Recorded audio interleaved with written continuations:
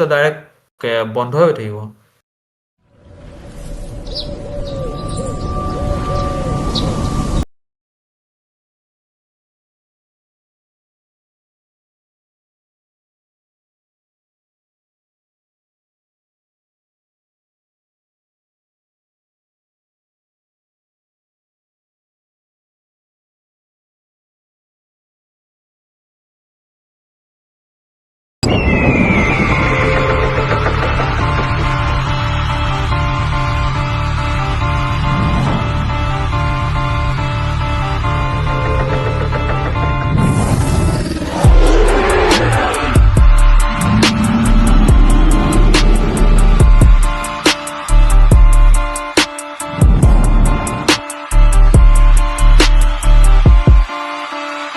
Hi guys, guess where I'm at? I'm at Symbol Festival जो कि 10 से शुरू हो चुका था और अभी 21 तक चलते रहेगा। इस बार विजन की हम लोगों के लिए एक बहुत ही अच्छा इनिशिएटिव इंट्रोड्यूस किया है which is EV Gaming for Sports and Gaming। EV Sports के अंदर में बहुत सारे गेम्स आते हैं जैसे कि Tekken, FC26 and Mobile Legends जिसका लेन इवेंट होगा 15 से लेकर 17 तक इधर सिम्बेला में। रजिस्ट्रेशन अभी तक ओपन है with limited slots of 64 only. अगर आपको अरुणाचल का टॉप 1 प्लेयर में से एक बनना है तो ये अपॉर्चुनिटी बिल्कुल मिस मत कीजिए और लेन में जरूर रजिस्टर कीजिए।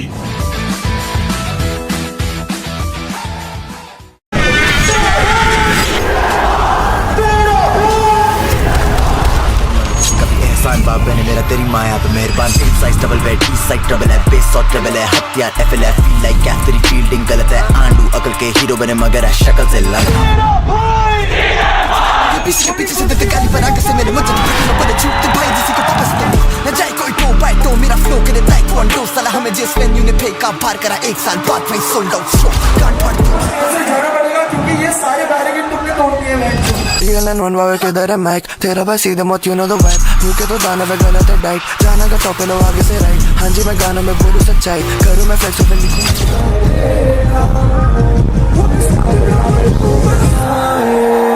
कभी थी गाना कभी ठिकाना कभी थी प्यार और कभी थी सारा कभी थी नशा कभी थी चाहता कभी थी दोस्त और कभी थी ज्वाला कभी था गम में तो वो थी बस यहाँ पर खड़ी वो नाक पे दम से जुकाम है ओटा में कलम के दम पे नहीं रहना यह काम तभी एल आएगा साइलेंट इस नाम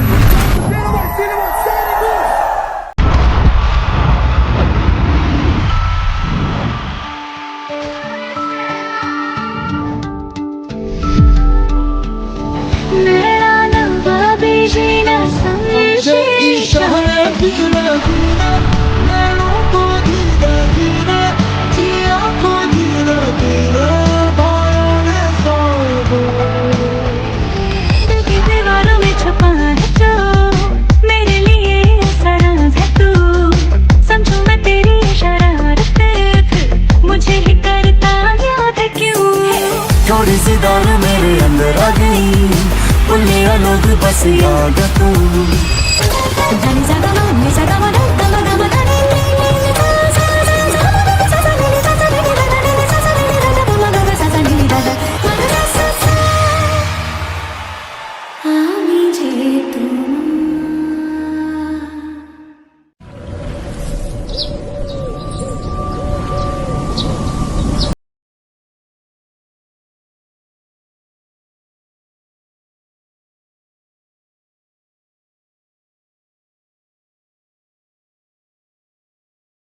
तू তো ষ্টাৰ্ট হৈ গ'ল কাউণ্টডাউন কোনে দিব হো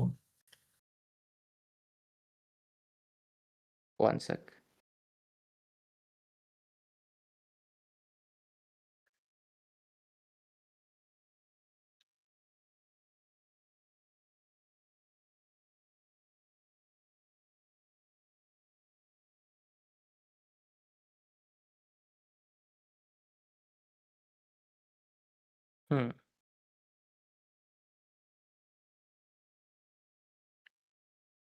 Bro, we are live. Oh,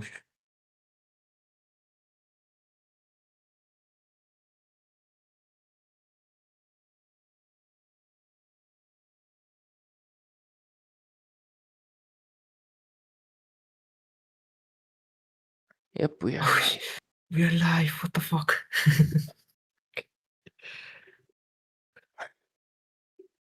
Good evening, ladies and gentlemen. Hope we are audible. Welcome to the Arunoday Arunachal Esport Championship. Yep, I think. And we're going to be going into a series of match between Animal Homes and Lunar. Was it Lunar World? Anyways, right now we'll start off with the match. On the blue side, we have Team Animal Homes, and on the other side, we have Team Lunar Worlds, if I'm not mistaken, or was it Warp? I'm sorry, but yeah, let's see how the Wayne. match is going to be. I think it's Lunar Wayne, but yeah. Okay. Some bands have already been displayed. It is a Fanny ban and a Leomord ban coming in from both of the sides. Fanny, yeah, really highly mechanical hero, but I don't know if there might be a really good user. And also Leomord, personally, I am using Leomord a lot, and he is broken right now. So really nice ban coming in from Team Lunar Win here. And a Grog ban is understandable, but you cannot forget the Jukshin because Ray, we know how strong Yushin is right now, and every single player, doesn't matter it's tournament or a rank push, he has been banned every single time. Yep. Finally, people realize her supremacy. I have been pushing it for almost 1 year, and now people can understand her value. But this is just, if I'm not mistaken, the first match. Is it a best of three or best of one? I apologize.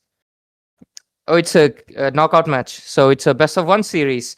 It's Arunoday Esports, EV Games X Arunoday Esports X Wish and Key Gigs LAN event at IG Park Itanagar Day 1. Okay. And we will see a Kadita pick coming in on the first. Let's see what do they respond with on the other side. Yo, Karita really bullies out all those mages, especially Jukshin, which is highly not. I mean, not Jukshin. I mean, yeah, they can take out the Jukshin if they want because Jukshin is really tanky, but Zetian's passive can be easily propped by Kadita. But Sora has been prioritized from the side of Lunar. Wayne, and talking about Zetian, they have ignored the Jukshin totally and went for the Zetian. I'm not sure, but still, that's a really two strong picks. Meta picks has been displayed from Leonard Wayne here, and as a response, we can see Yu Zhong in the XP lane has been popped. So, and also a Minotaur for some sustain. Both of the teams are saving the jungle picks for later. YSS has been not been prioritized by any of the side, but still, let's see how they will go with. Since Leomord is banned, YSS could shine in this one because not a lot of heroes that have a lot of mobility to catch it, except Lancelot, I believe, or a Hayabusa, but never mind. A Khalid has been displayed. That is the roamer from the side of Team Red here, and the poke will be there. So there's a knockoff from the Kadita, and the healing effect, the second skill of the Khalid might get cancelled, but they might have some different plan. I don't know here. Yeah, for now, at least, they have one of the power picks, Sora. I think we had a recent patch recently. I just said, I guess you would have more knowledge with the patch, right? Because I haven't had the chance to check out the patch just yet. On the other side, we will see a very strong power pick coming in for the Yu Zhong and the Minotaur. And that basically cements with extremely strong crowd control coming in already. Because to be fair, the other side, right? The other side have a Zetian, which will provide a lot of movement speed and a lot of vision and a great setup. But that cooldown is massive. But on the other side, you have such huge crowd controls from the side of Team Animal Homes. I am really curious how they are going to combat it. At least for now, the jungler hasn't been picked up yet. From the side of Team Animal Homes, looks like they have done their research and they're banning out assassins after assassins. So looks like there is a jungler that we might have to keep an eye out for. Absolutely, man. And like I was talking about, both of the sides have not picked a jungler. That might be the reason. But Marcel, man, this new hero is so broken, and since it's been released recently, so I believe most of the tournaments they will not allow to pick a new hero within 7 days at least. But still, that hero is super broken, like as expected, and it just stops time, man. It just stops time. But right now we can see a Brody band coming in from their side. If you talk about gold lane, Sora is really versatile, can go in the goal lane, and maybe they can go with a Valentina.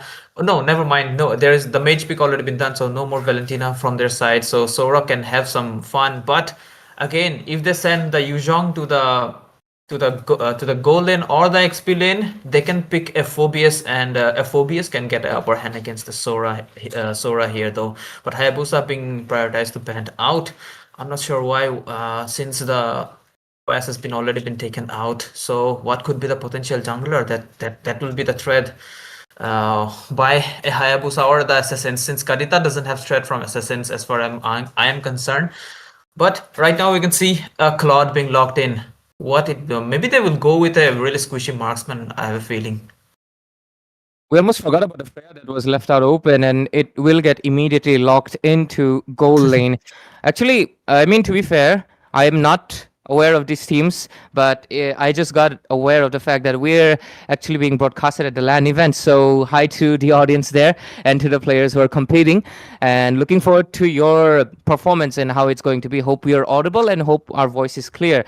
Anyways, they lock in with the Mardis jungle coming in, and they have a very stable lineup with the balance of crowd control. Actually, a lot of crowd control when you consider there's a Martis, there's a Yuzhong, there's a Minotaur, but on the other side, they have gone for pure mobility. You can clearly see they have the Khalid for a lot of map rotations all throughout the map, and they also have the Claude with a BMI, which is going to be helping him out rotate the Freya slightly. But the main factor is going to be the main source of damage, the strong damage that comes from the Freya in the later phases. I am very curious how they are going to be handling with the Claude. And to close it up with the draft, they come with the Suyo. They're going with mobility and a bit of damage. On the other side, we have a lot of utility, a lot of crowd control, and a balanced form of AoE damage coming in with the fighters. So I'm really curious if they will be able to basically win this match, because it's a KO knockout series. So let's see which one can move forward into this LAN event itself at Arunoday Esports.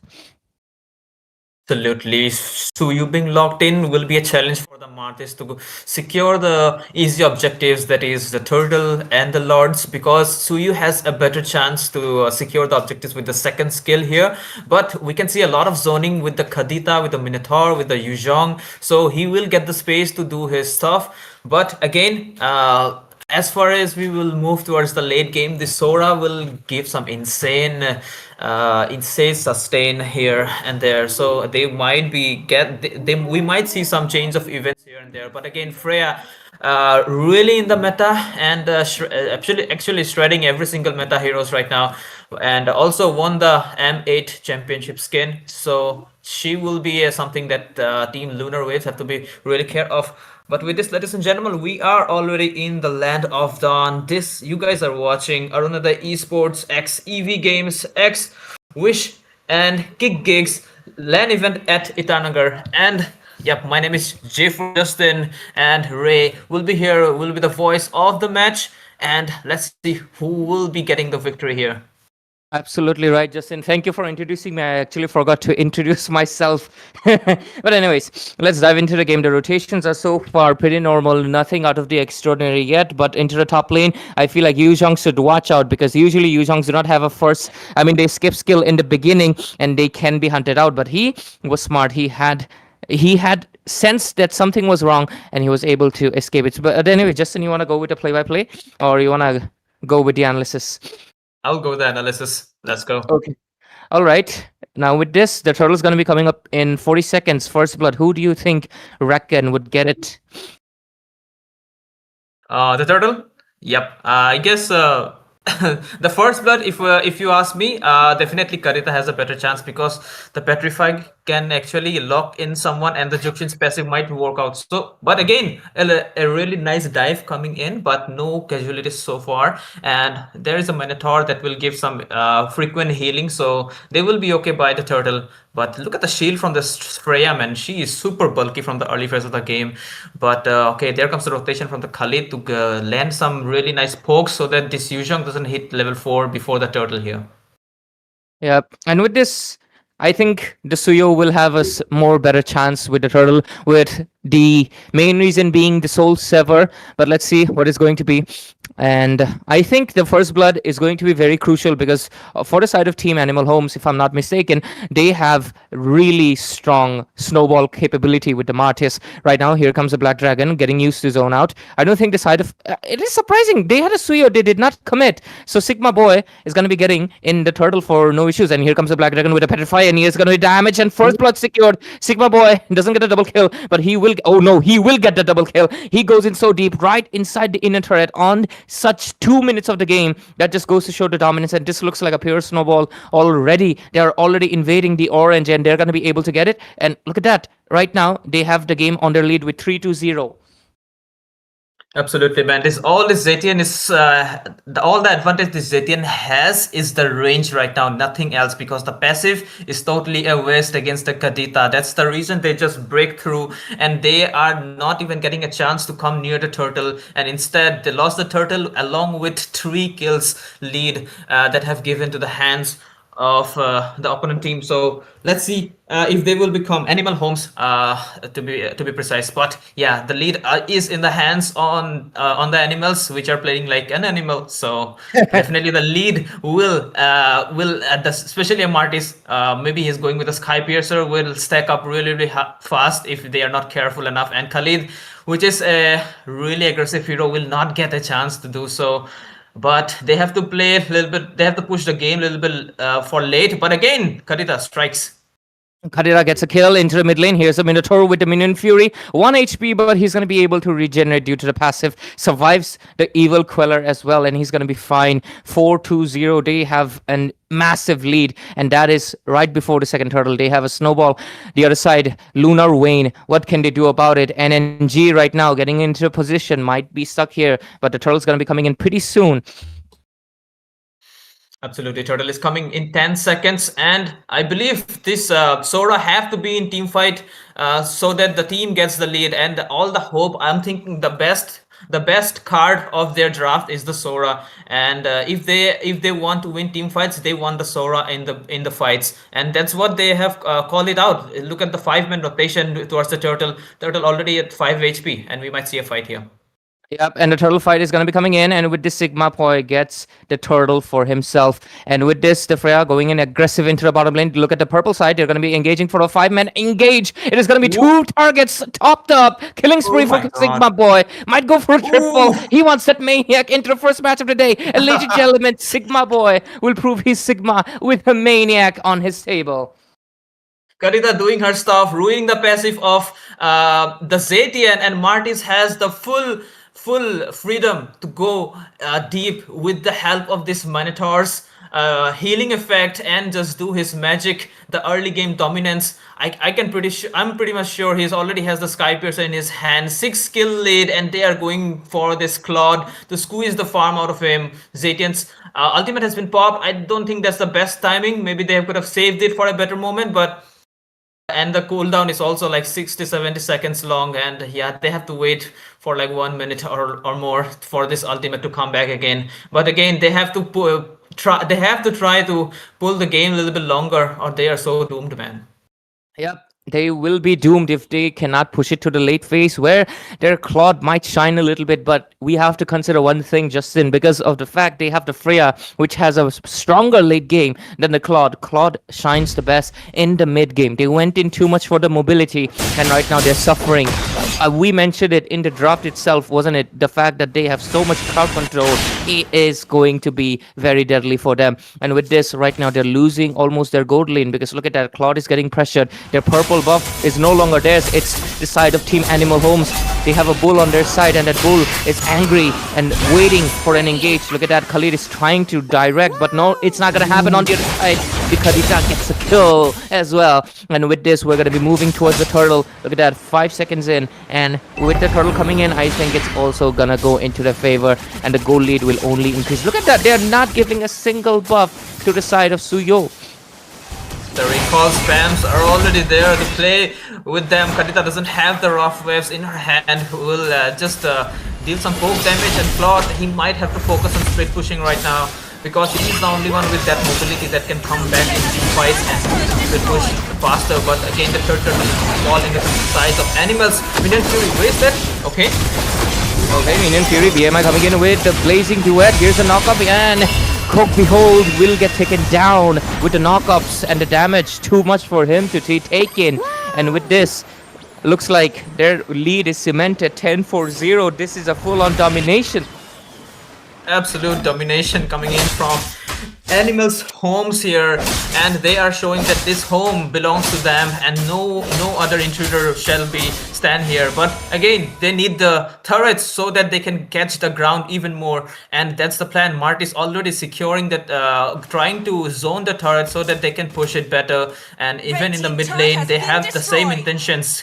And Freya looking for someone to pop in, and she will just go all in. So far the lead is definitely on the sides of Animal, and they are looking super strong and super confident, and we do not see any kind of mistakes. And again, okay, here comes a blazing duet. Look at the damage of the Freya with a vengeance as well. Here comes the fury of the Phoenix. Not enough damage. Freya, I think she's going to be able to survive because the farm is too much. Look at that. Freya retaliates instead, my God. and with this they're going to be fine. And here comes the Black Dragon. He looks for a target, doesn't really find anyone. They will have to play by hugging the turrets. They have to play inside. They can't come outside to fight the battles, and right now they will have to take a step back.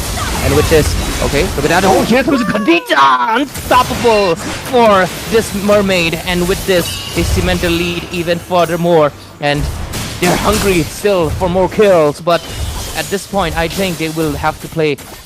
I mean, they will have to wait for the Lord and play a little bit more macro, Justin, because they gotta push. Animals Home showing us why they prioritized a Khadita pick over a Jukshin or any other hero, and they are making it work like a butter, man. She just going in and killing people with the petrify like anything, and the lead, the domination is absolutely into their hands. And if we talk about wave clear, the Cloud is there with the BMI and the Blade, and I believe the song again. If I it doesn't go out. Here comes the Minotaurs with a Miriam Fury, and it's not gonna be enough for the other side, but oh, okay, they escape. I was honestly expecting Khalid will get taken down, but no, he will survive this. Cloud on the other side, though, BMI too far away. He will get taken down regardless of the Purify. And with this, right now, 13-0, a pure snowball game into the favor of Animal Homes. Yeah, talking about the wave clear, Zetian doesn't have that much wave clear, but she has the range and also the Claude. But for the Claude to go inside the 5 people to clear the wave is super risky, because there is so many people with the knock up. They have a Khadita, they have a Minotaur. If he manages to dodge one with the Purify, he cannot touch another. So this game, the draft, they already lost the draft, so it seems like it will be an easy win for Animal Homes here. It's going to be an easy win unless they are able to do something, but that's the question. What can they really do? Their heroes just don't exactly have the synergy anymore to do so, and right now the Lord is even coming in the bottom lane. The only saving grace is the holy shields that they have, right? That can push off the Lord, but if they're able to push a few minions in, they might be able to push it as well. But looks like their right now main focus is going to be the inner turret on the middle. They want to push it, but let's see. Minions are coming in, rushing. I don't think they can go outside. They will have to stop. Cloud is trying to do something. Khalid also trying to provide some support. Here comes the Minotaur, knocks up, but doesn't really matter. They go back. And the holy passive is still there, so the Lord HP will just burst out to 80% to 20%, and they will not be able to break through, it seems, unless they do a big blunder with the with throwing, with playing really aggressive, especially team. And again, they have started the fight. Here comes the fight, and it is a massacre with Sigma Boy going for kills after kills. Double secured, and right now he might go for just a bit more. He's still hungry. Look at that, a knockup comes in, but Fury is a little far. But here comes the flicker, but they just decide the only thing that matters, that is going to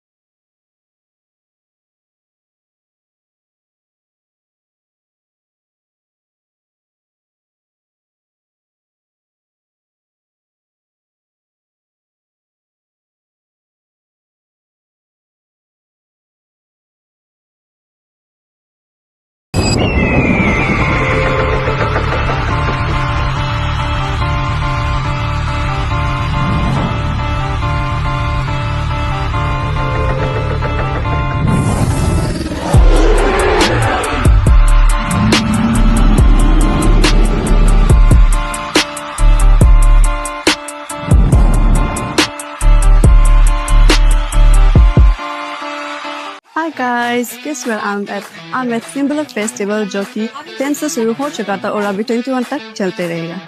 इस बार vision की हम लोगों के लिए एक बहुत ही अच्छा initiative introduce किया है which is EV gaming for sports and gaming. EV sports के अंदर में बहुत सारा गेम्स आता है जैसे कि taken, FC26 and mobile legends, जिसका लैंड इवेंट होगा 15 से लेकर 17 तक इधर सिम्बेला में। रजिस्ट्रेशन अभी तक ओपन है with limited slots of 64 only. अगर आपको अरुणाचल का टॉप 1 प्लेयर में से एक बनना है तो ये अपॉर्चुनिटी बिल्कुल मिस मत कीजिए और लैंड में जरूर रजिस्टर कीजिए।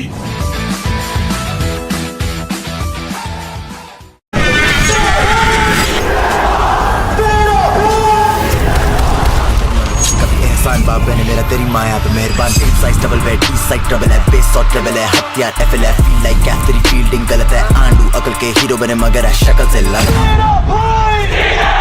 ये पीछे के पीछे से देते गाली पर आगे से मेरे मुझे तो मैं बोले झूठ भाई जिसी को वापस दो न जाए कोई तो बाय तो मेरा फ्लो के लिए टाइट वन दो साला हमें जिस वेन्यू ने फेंका बाहर करा एक साल बाद भाई सोल्ड आउट शो कांट फाड़ दो ऐसे झगड़ा पड़ेगा क्योंकि ये सारे बैरिकेड तुमने तोड़ दिए हैं।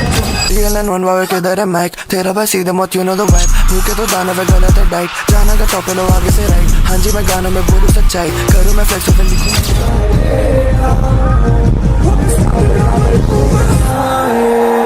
कभी थी गाना कभी ठिकाना कभी थी प्यार और कभी थी सारा कभी थी नशा कभी थी चाहता कभी थी दोस्त और कभी थी ज्वाला कभी था गम में तो वो थी बस यहाँ पर कभी वो नाक पे दम से जुकाम है ओटा में कलम के दम पे नहीं रहना यह काम तभी एलेगा साइलेंट इस नाम।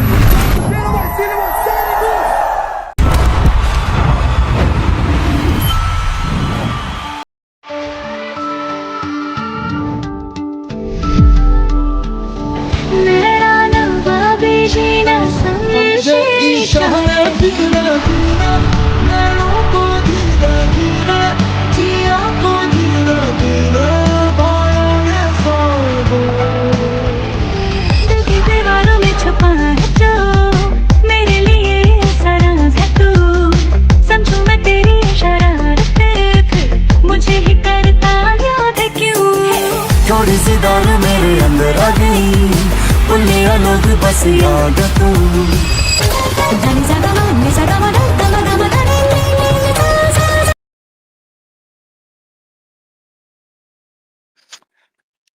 And looks like we're live and we will go into the second match right now.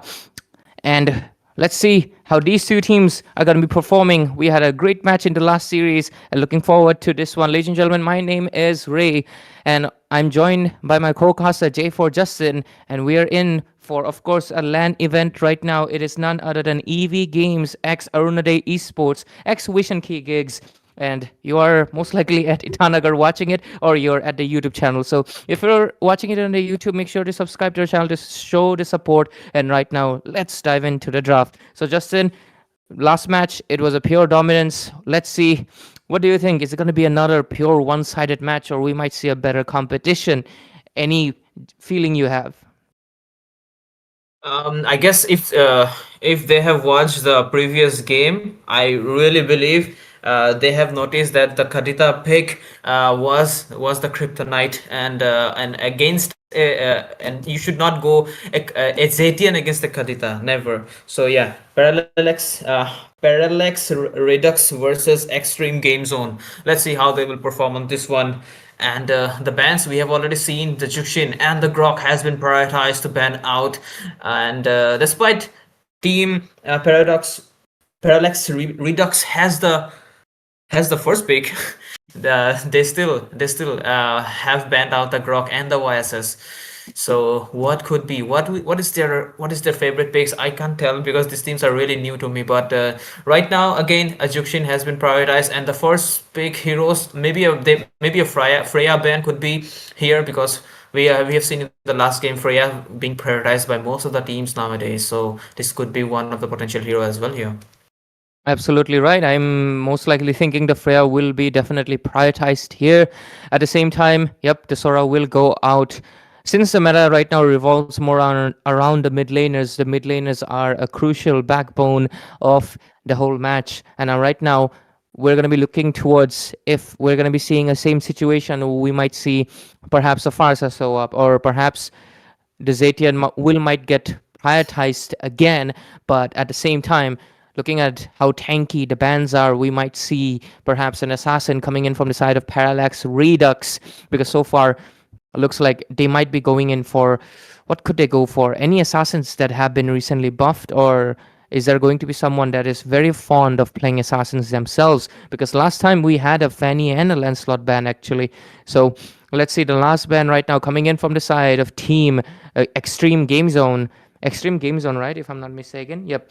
And Yep. they have the second pick, so they had to do the mandatory Zushin ban. They only got 9 seconds on the clock. Let's see. The countdown's ticking in. What is it going to be? It's going to be the Yuzhong. Good ban, because considering the last match, I mean, not just last match, the Yuzhong is, I think, one of the strongest EXP laners, obviously, in the meta. What do you think the first pick is going to be? The Freya, the obvious one? I suggest a Freya or maybe a Karita like the last game, because since Juxian is banned, Karita is one of the strongest mages to pick.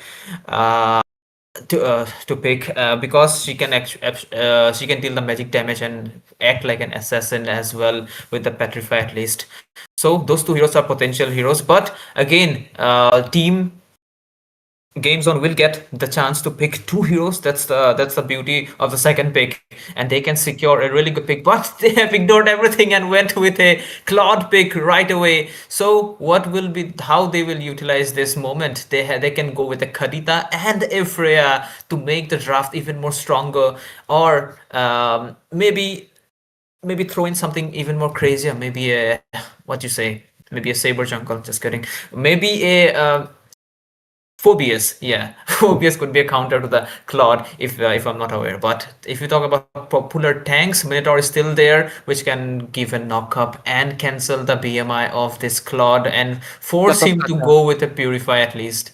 Yeah. I feel like Gatotkacha would be very amazing. Just go with the vengeance and you're basically done. Claude will just basically take him out himself.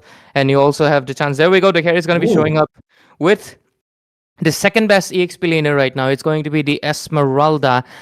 And with this, they still have the option of going for the Gatotkacha from the side of Extreme Game Zone. But from the other side, I'm really curious what they're going to be picking up for themselves, considering there's a carry. They can't really exactly go for two tanky heroes anymore. Will they go for a support? But right now, it's not exactly a support meta. So I think they're kind of caught. Okay, here comes the Farsa, which is going to be obviously a good pick nonetheless. But what do they wrap up for their jungle? It's going to be a big question. I think EXP lane, they still have a lot of options. But I'm really interested. They banned out the Baksha themselves, and they did not pick the Esmeralda for themselves either. Here comes the Hylos, the Centaur, and with this, here comes the Lunox going in with a combination of tankiness and melt. Good combo so far, but very single target. No AoE except for the Claude. Bro, Hylos against a carry, and carry is in meta right now. She has the buff. She is super strong. She is in beast mode right now, and people prioritize her as a second pick and third pick, and she is super scary right now. So I'm not sure why a Hylos here, but let's see. We can see a Lunox for the Esmeralda. Understandable. What could be the response here? Maybe something that can actually force this Lunox to use the light form again and again. Maybe a Hayabusa, I don't know, but Eve, yeah, could be a Eve for the slow effect in the team fight, but it will be Fanny with a vengeance. Just kidding. I mean, a Fanny is here, so that can actually force out the light form. No jokes apart, and the user have to be good. So also this the carpet of this Hylos can slow people down. So I'm not sure what they are planning to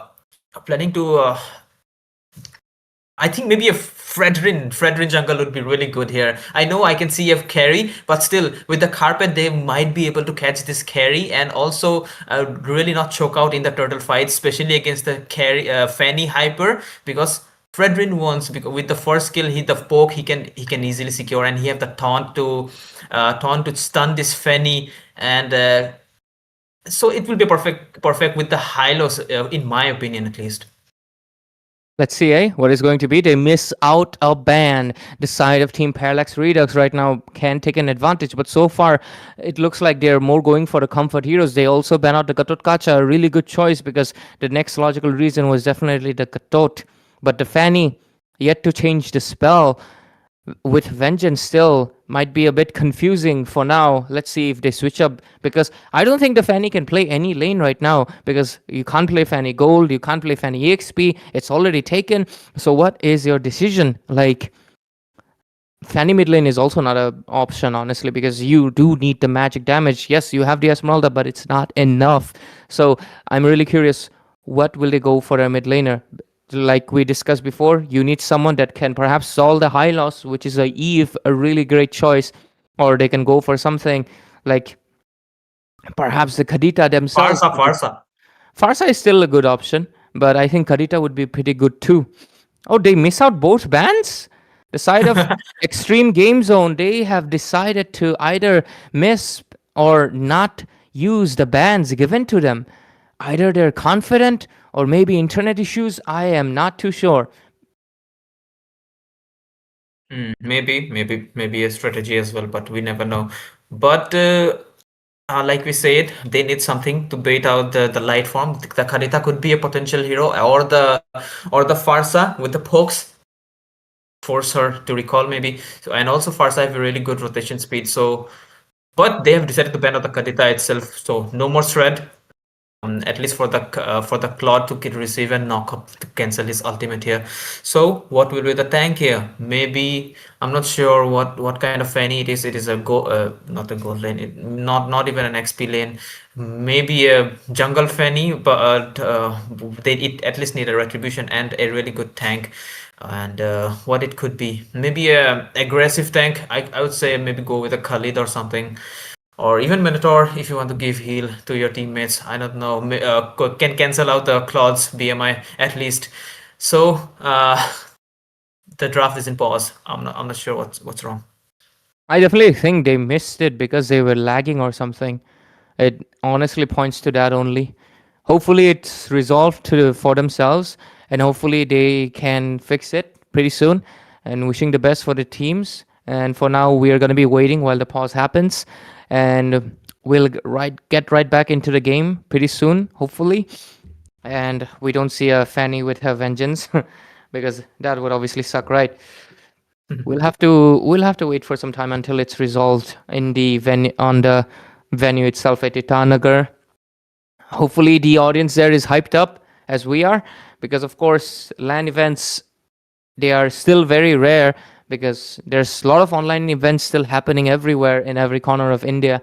But to have an event where you can go live and perhaps enjoy the snacks, meet the players themselves would be a pretty great experience.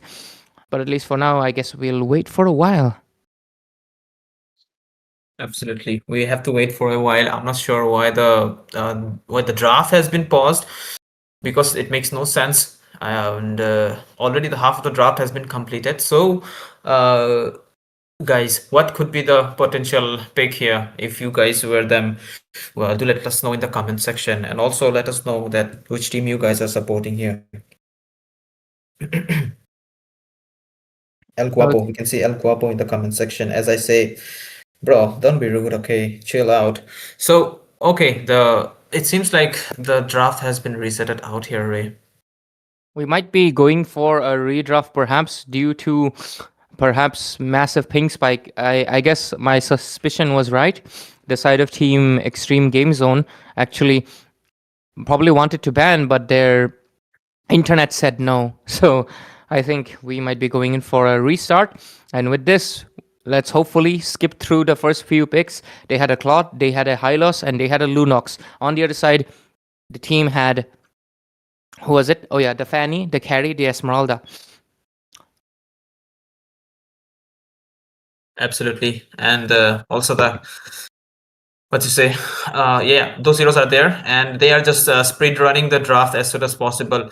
But Let's go speed run the it. other the other side, I mean, the hyper was not picked from the side of team Redux here. So what could be? YSS has been banned out. Maybe a Fredrin against a Fanny man. That's what I said earlier, and I will say it again. Fredrin would be perfect with the carpet of the Hylos at least because it speeds up the movement and it can also hinder the Fanny pick if it's not good enough at least. So since we have and also if the carry gets fed it can shred it out. So that is one of the reason.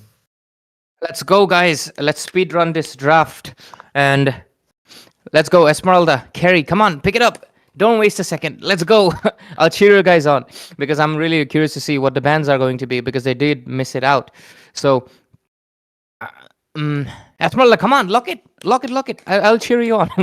I mean, my voice is going into LAN event, right? Come on, guys. Let's. And this is going to be a Fanny with a vengeance. I'm just kidding. You can change your spell. I mean, that is definitely. I mean, you should change your spell. Why is a Fanny on the vengeance? Did you play it on a brawl? I mean, that could be the only. Oh, okay. Oh, cheating, cheating. maybe, maybe they did not want to pick the Fanny. Perhaps that was the mispick. Perhaps that is why they actually asked for the pause. Could be. I think maybe this is where they will change the draft, right? If this is what is going to be, I think, yeah. Yep. That might be the reason they have asked for a redraft because they do not. The Fanny was not planned. It just came all of a sudden, just like an unplanned child. So and Fredrin is here, and the jungler is still pending from the side of Redux here. What it could be. Since the Fredrin is there, they have to be really careful. Maybe a Martis here. Martis can work here to disrupt this Fredrin and secure the objectives as well still. And if you talk about the bans, now the newer bans are coming in. The Guinevere ban, the Gatot ban. Or have I seen it before? Yeah, maybe not. Maybe a Karita ban we have seen. Yeah, a Karita ban we have seen, and also team the other team have missed out all the bans last time. So this time they are actually banning out the Guinevere. So what could be the other ban? Any guess, Ray? If they are gonna be banning out the jungle, they can go for the Leo mode ban as well. Just eliminate out the meta jungle completely, and they can deal with the Martis. They can deal with any other tank jungle. Honestly, there's no other tank jungle left except for the Kai, and I mean Martis still exists, but Martis can be. Oh yeah, almost forgot about the Export. They have eliminated out really good jungles, and with this, I think they're in really good clear. And the other side, they're looking very strong with the Esmeralda and the carry. And right now, to close it up with the draft on the Fredrin, Mage is going to be the big question. I think a Eve, because they're already playing utility, they might just go like dig deep. But at the same time, maybe they might not go with the Eve. Maybe they might go with the Farsa, like you mentioned. But Farsa, she's very vulnerable to the Lunox and the Claude diving on her. Exactly. So Xborg has been banned out. So that could be a potential threat to these tanky heroes like Fredrin and Esmeralda. So understandable, but still they have a Lunox to do that work. So what it could be the jungle pick? That's what I'm really curious about. Leo mode is still open. Yeah, Leo mode, bro. Leo mode. They can go with the Leo mode here. And what could be the what is left? Aroma, maybe an okay. I was about to say about a support, maybe an Angela or a Florin, but as per the, I mean, a Matilda works to increase the mobility of this fat guy. They have But Esma, so it yeah, will work with the yeah. Matilda better. What could be the response here though? Esmeralda outlet has been taken. So much shield will come from this Matilda here. Maybe Maybe what jump? just Oh, a Leo Leopard! mode. Look at that! Yeah. I mean, Bro, there's I no other support Leopard. option. There's no other option. You can't exactly go Martis because if you go Martis, the Matilda can easily push away the targets. So Leomord is the only option because you can chase. Unless they can play a Fanny. Fanny won't be a bad choice because you can take down the carry, but Leomord is the safest choice, and they go it with the Lapu. Lapu, not the best choice against the Esmeralda because the Esmeralda counters you with the shield. So for now, the side of Team Parallax Redux, they gotta respond with two counter picks in front of them, both the carry and the Esmeralda, but they got double the horse, so double the legs. They got so. What is going to be the last pick? The mid laner, the big question. I feel like it's just going to be perhaps the Eve or the Farsa. Zetian is not good. Oh, Kimi is left. I almost forgot about it because Kimi usually gets first picked. Honestly, I feel like the side of Extreme Game Zone, their draft is way too strong. They have escape, they have heals, they have crowd control, they have true damage, they got shield, they have counter picks. Their draft looks extremely good. It's a very good served meal. But what is not always important is the draft. I mean, draft is important, but it is only 60%. 40% is gonna go into the game, and that 40 can turn into 100 about the execution. So let's see. The draft has been finalized. Justin, what do you think with the draft finalized? The draft is looking pretty nice, both of the sides, to be honest. And honestly, it's now on the gameplay. I mean, yeah, the Lapu Lapu could lose in the 1v1 laning against an Esmeralda, but it can give a lot in return, especially in the team fights to zone out the Kimi or at least go drive to the carry. So yeah, with this, guys, we are back into the land of Dawn, guys, and you guys are watching Arunoday Esports X EV Games X Wish and Key Gigs. And it is a LAN event going on in Itanagar. So on the caster desk, my name is J4Justin and Ray again here. So let's see which of these two teams will get the win. Team Parallax Redux versus Extreme Game Zone. What are the drafts looking strong? Let us know your thoughts on the comment section. Who will win on this one? And Ray, what do you think? I honestly have given you my opinion, my friend. I feel like the side of Extreme Game Zone, their draft is way too strong. It is really a well done draft, but like we discussed, execution is what matters. And people at the LAN event, IG Park Itanagar, hope you guys are also feeling excited and hyped, or maybe you're looking forward to the next matches, because I've heard one of my friends is also actually playing. He's in the 4th game. I'm looking forward to him mostly. So hey, Ezo, if you're listening. You gotta give us a best show. But hey, with this, let's see how these two teams are going to rotate. So far, classic rotations, nothing out of the extraordinary. But look at the top lane. Claude is obviously gonna get marked the most. Absolutely. And since they have Lunox, I guess they have to focus on more getting her fed, because I think she has the potential to carry on this one if her positioning is right, at least with the sandbag high-low here, and also it can provide some slow effects. So let's see. And Ray is voting towards the red team's draft, so let's see, prove him wrong, Redux. But again, they're going in with the fight. Leomort. Esmeralda with a sustain. Here comes the revitalize from both of the sides. Esmeralda sustaining non-stop, but Steve still survives it right now. The horse has to retreat, but the one horse might get caught in the fray. It is going to be the Hylos, the centaur, falls to the victim of the gun with the machine gun. It's going to be the Kimi. And Mom Loves Won in the bush. Lunox wants to go for the Chaos Assault any second right now, but that is a bad position to be in. Decides to retreat. This turtle will definitely go uncontested because Leomord does not have the Phantom Seed, no horse for him, but he wants to go for a steal. Can he do that? He actually does so, but I think that will happen at the bonk of a cost of his life. The horse will not find his owner, and with this, they get a 0 for 2, but a turtle into the favor of the side of Parallax Redux. That's the beauty of a Leomord. I told you, man. He is so good at stealing objectives. Doesn't matter who is in front of, doesn't matter which hyper is in front of him. And that's that. He did the work against 4-5 people. He stole the turtle. But right now, Lunox coming in with the first. And could have been a bad decision because she's playing in aggressive against a lot of sustain. She needs more damage. Level 4 Lunox is not going to be able to dish out that much damage. She has to play it a bit safe. But let's see. We're moving towards 3 minutes mark of the game. The next turtle is going to be coming up in a minute. We'll have to wait out. Okay, and talking about the XP lane, nothing much going on. I thought a lot of bully will happen in the XP, but Laputop is getting the farm, easy farm, and not much of lead has been lost from any of this side. Yes, we can see a 2-kill lead on the side of the Team Extremes Game Zone, but still they can make it happen. This is not the end, and because Leomord is really good at stealing objectives, and he have already stolen one, maybe he can pull this game late long, and if they will be able to pull it long, the Claude can do miracles against this Kimi or this carry. So let's see. Absolutely right, Justin. And next hurdle is going to be coming up any second right now, but mid lane, of course, the Kaka will just poke out around.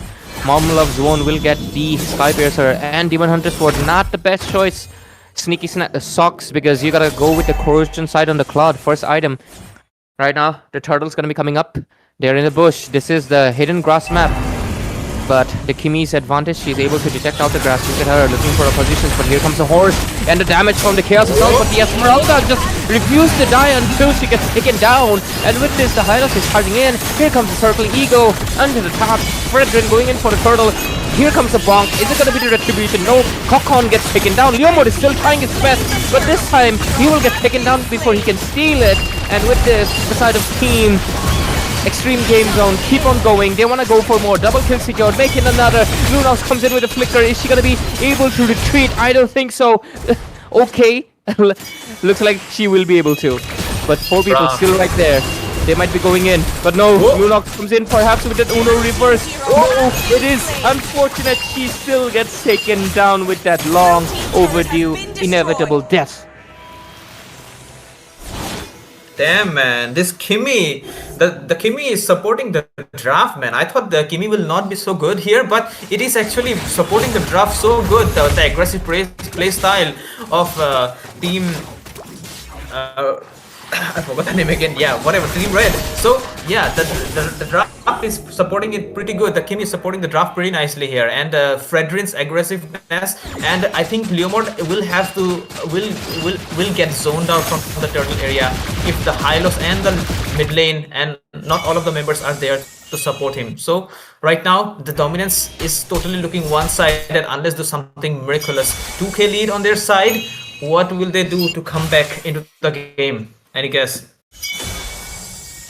I don't think there's much to say, honestly, Justin, because their draft is mostly into the mid game. Lunox is actually the only one that can scale up extremely well. Here comes Veteran with the taunting, will survive, and they're looking for a target to jump onto. The carry is also obviously right now going to be going for a lane cut, not a deep end, just a formal one. And you know, I want to tell you one thing, Justin. I know a lot of people actually perhaps agree already, but a lot of people don't know. Right after the Zushin, the most banned mage in 2026, it is Kimi. Genuinely, she's the best second mid laner because she got range, she got crowd control, she can escape, and guess what? She can poke 24/7. That is one of her most annoying things to be dealing with. Unless you have an assassin, it is near impossible to take her down. With this, the turtle comes in, the horses are going to be fighting in. The Phantom Steed not launched yet, but here comes the carpet. He gets melted out by the carry before he can even respond. And with this, the carry is going to be fighting in. Here comes the eagle, and the damage is going to be there. Bonk misses out. The bike is going to be retreating, but the buff is not. The buff will get taken down. Resources getting stolen left and right. The turtle uncontested. 1-7 score, and we have the side of team Extreme Game Zone taking the lead with an extreme snowball. Absolutely, man. This Kimi is already fed, and the effect is already starting to show. Second OP mid laner doing his thing, doing her thing. And also, let me add one more ability that Kimi provides, the slow effect, man. It's so dirty. And right now, we can see this carry is farming up as well. And the turrets, they have to focus to get the map advantage. They have to get those map control into their side. So yeah, let's see how they will be get it. But again, Leomord, he is actually in the middle. I think they are really forced to play safe at this point, and they have to come up, maybe have to pick off someone. Esmeralda doesn't have much bounty. Okay, Bravest Fighter has been popped out for no reason, and the Vision has been popped, so we might see a rotation though. But it seems like Fredrin is more interested in taking out the small camps that so that the Leomord doesn't get fed up. I want to have a look at the itemization though. Yeah. Here comes the Skypiercer for the Kimi. So she is basically set, ready to stack it up. 1-7 score still maintained. Goal lead 4,000 advantage for none other than the side of Team Extreme Game Zone. They are taking in every resource possible, and look at that right now. They have their eyes set on the horse. He will get melted by the carry, and with this right now, oh look at that, Labo getting a bit taunt. He bonks and uses the immunity to get out, but look at the aggressive from the Fredrin, not stopping, tearing Nani. Is that his name?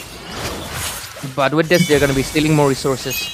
Taring Taring Nane. Nane, right? Yeah, Taring Nane. Great job with the Fredrin, playing it dominant. Look at the damage! The Lunox had only 1 second, and she actually survived it with the brilliance for once. But holy defenses are down. The carry, level 11, too much damage. I think they will just take the Lord and try to end the game.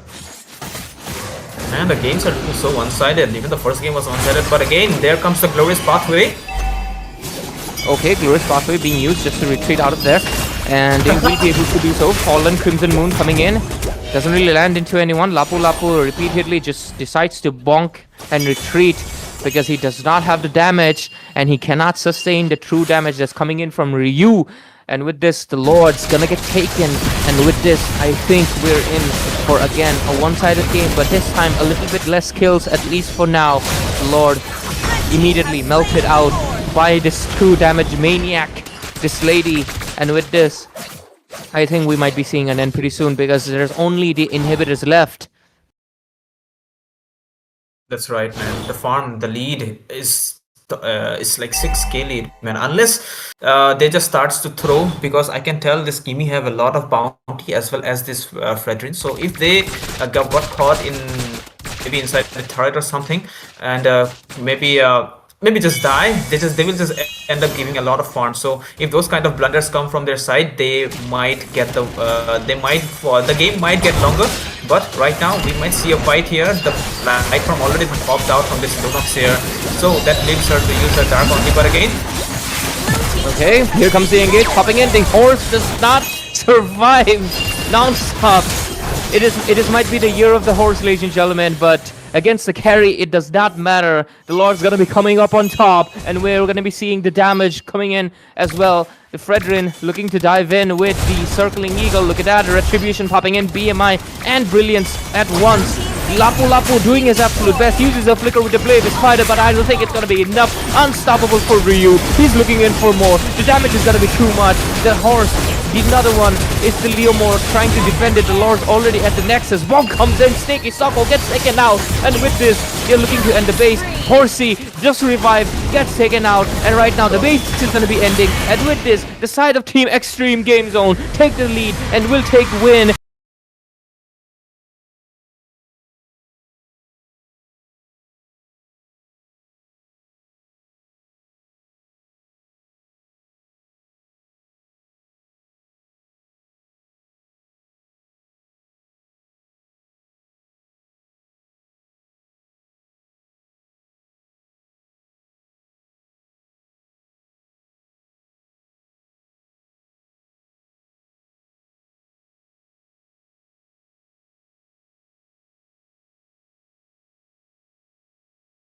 worked pretty nicely. The damage was there, and she is 51 Kimi of somewhere. But yeah, the domination, man, it was perfect. Matilda Fredrin combination. They just win the game pretty easily. 11 minutes, 11.30 minutes game, and really nice win from coming in from Extreme Game Zone.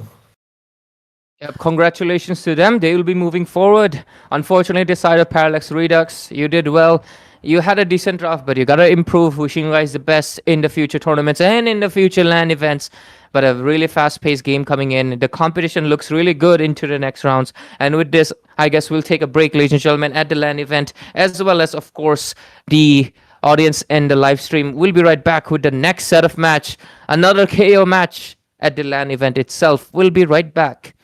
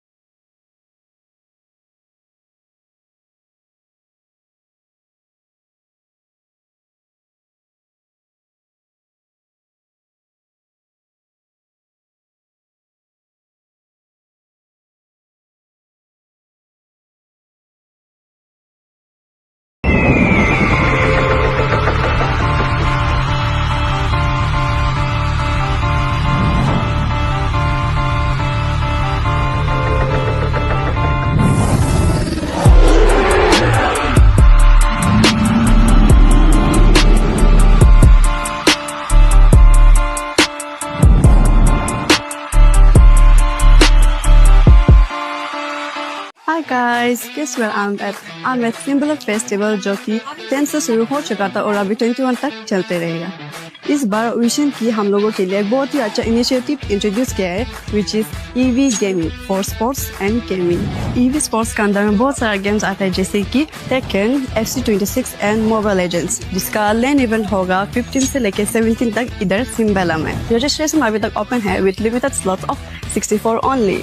अगर आपको अरुणाचल का top 1 player में से एक बनना है तो ये अपॉर्चुनिटी बिल्कुल मिस मत कीजिए और लैंड में जरूर रजिस्टर कीजिए।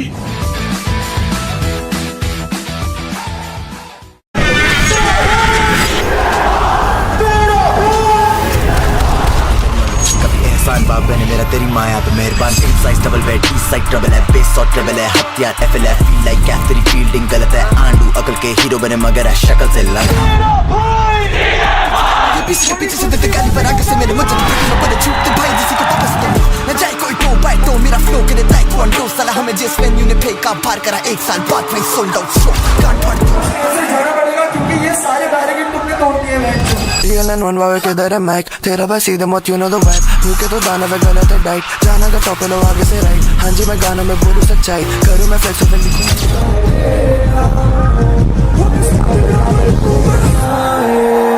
कभी थी गाना कभी ठिकाना कभी थी प्यार और कभी थी सारा कभी थी नशा कभी थी चाहता कभी थी दोस्त और कभी थी ज्वाला कभी था गम में तो वो थी बस यहाँ पर खड़ी वो नाक पे दम से जुकाम है ओटा में कलम के दम पे नहीं रहना यह काम तभी एलेगा साइलेंट इस नाम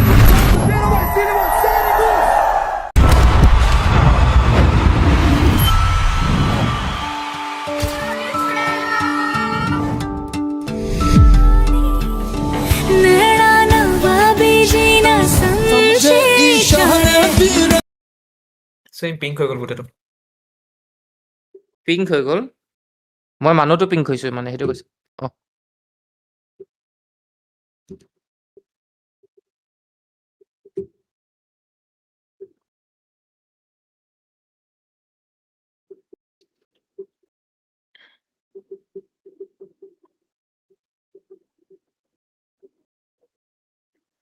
And we are live with the third match of the evening, ladies and gentlemen. We are going to be witnessing another game in our hands. We've had two back-to-back very one-sided matches with very strong opponents coming in. Let's see what will happen in this third match of tonight. Let me introduce myself again. I am Ray, and I'm joined by my brother. Not my brother. He's a brother from another mother, not by blood. He's very far away. But yeah, it's Jay for Justin. I mean, I should have just said, bro. It would have honestly solved all the complications. But with this, we're going to be seeing how this match is going to be going. I love the squad name. They have the name Attack on it. So let's see how good they have attack, like they are able to attack the opponent. On the other side, though, a lot of interesting name. Ones that can get you demonetized on YouTube. So let's not try to say it. But at least there's one normal broke Asian guy. Okay, Elite Protocols versus Mr. York. Let's see who will get the win. Elite Protocol on the blue side and Mr. York on the red side. Fredrin Ben coming in at the first instance. Oh, bro, these people are really good at doing homeworks. And we can see a Kadita as well and a Jukshin. Okay, perfect. So what would be the response here? The bands are looking really nice and really relevant to the matches that has been already been played by these people and the domination by these heroes. So yep, and what could be the picks here? Still, Freya is open, which is a potential threat, which is a potential heroes here for both of the sides. So what it would be, and again, Karita are really good at ruining those JTN's passive. Well, that could be a reason. Maybe they are planning to go with the JTN here, but okay, a Grog ban again 3 times in a row. I believe the Grog has been banned out. It doesn't matter you have first pick or second pick. People are actually choosing to ban out that hero here. Yep. And with this, we'll see the side of team Yok, right? Yok is blue side. Ban out the Zushin on their first pick, which is something that you don't see often. Yok is red. Oh, Yok is red. Sorry, but I mean, I don't. Protocol is blue. Elite Okay, Protocol. I mixed up. My bad. Elite Protocols and Mr. Yok. The thing is, first pick, Zushin ban is well. You're not supposed to do that because your opponent's supposed to do that, so you don't get the Zushin as first pick. But looks like they probably don't have a Zushin user in their hands, so they will decide to ban it out themselves, and they also ban out the carry and the Kadita. That's a lot of Ks, but they also ban out the Fredrin. Looks like they saw what happened in the last game, or perhaps there is a good Fredrin main in on top of front. So Elite Protocols into the blue side. What will be your first pick? I'm really curious to see. So far, we've had what was it? A Claude. Then we saw Farsa, and this time was it Farsa in the first game? I actually forgot. My bad. No, no, no. Who was the first pick in the first series? Was it a Minotaur? I can't remember. My bad. But anyways, Karita, Karita. oh, Kadita first pick. Yes, looks like these heroes are very famous at the LAN event right now. And with this, we'll see the first pick of the third match. And looking forward to it. Freya. Oh yeah, Freya was there as well. So maybe a Freya can show up, or maybe perhaps a Gatot Kacha, or they can go a completely different route and go for a Leo mod instead on the first pick, but very risky because he can be countered much better compared to other junglers. Exactly, but still, I think Leomord is not a first pick worthy hero.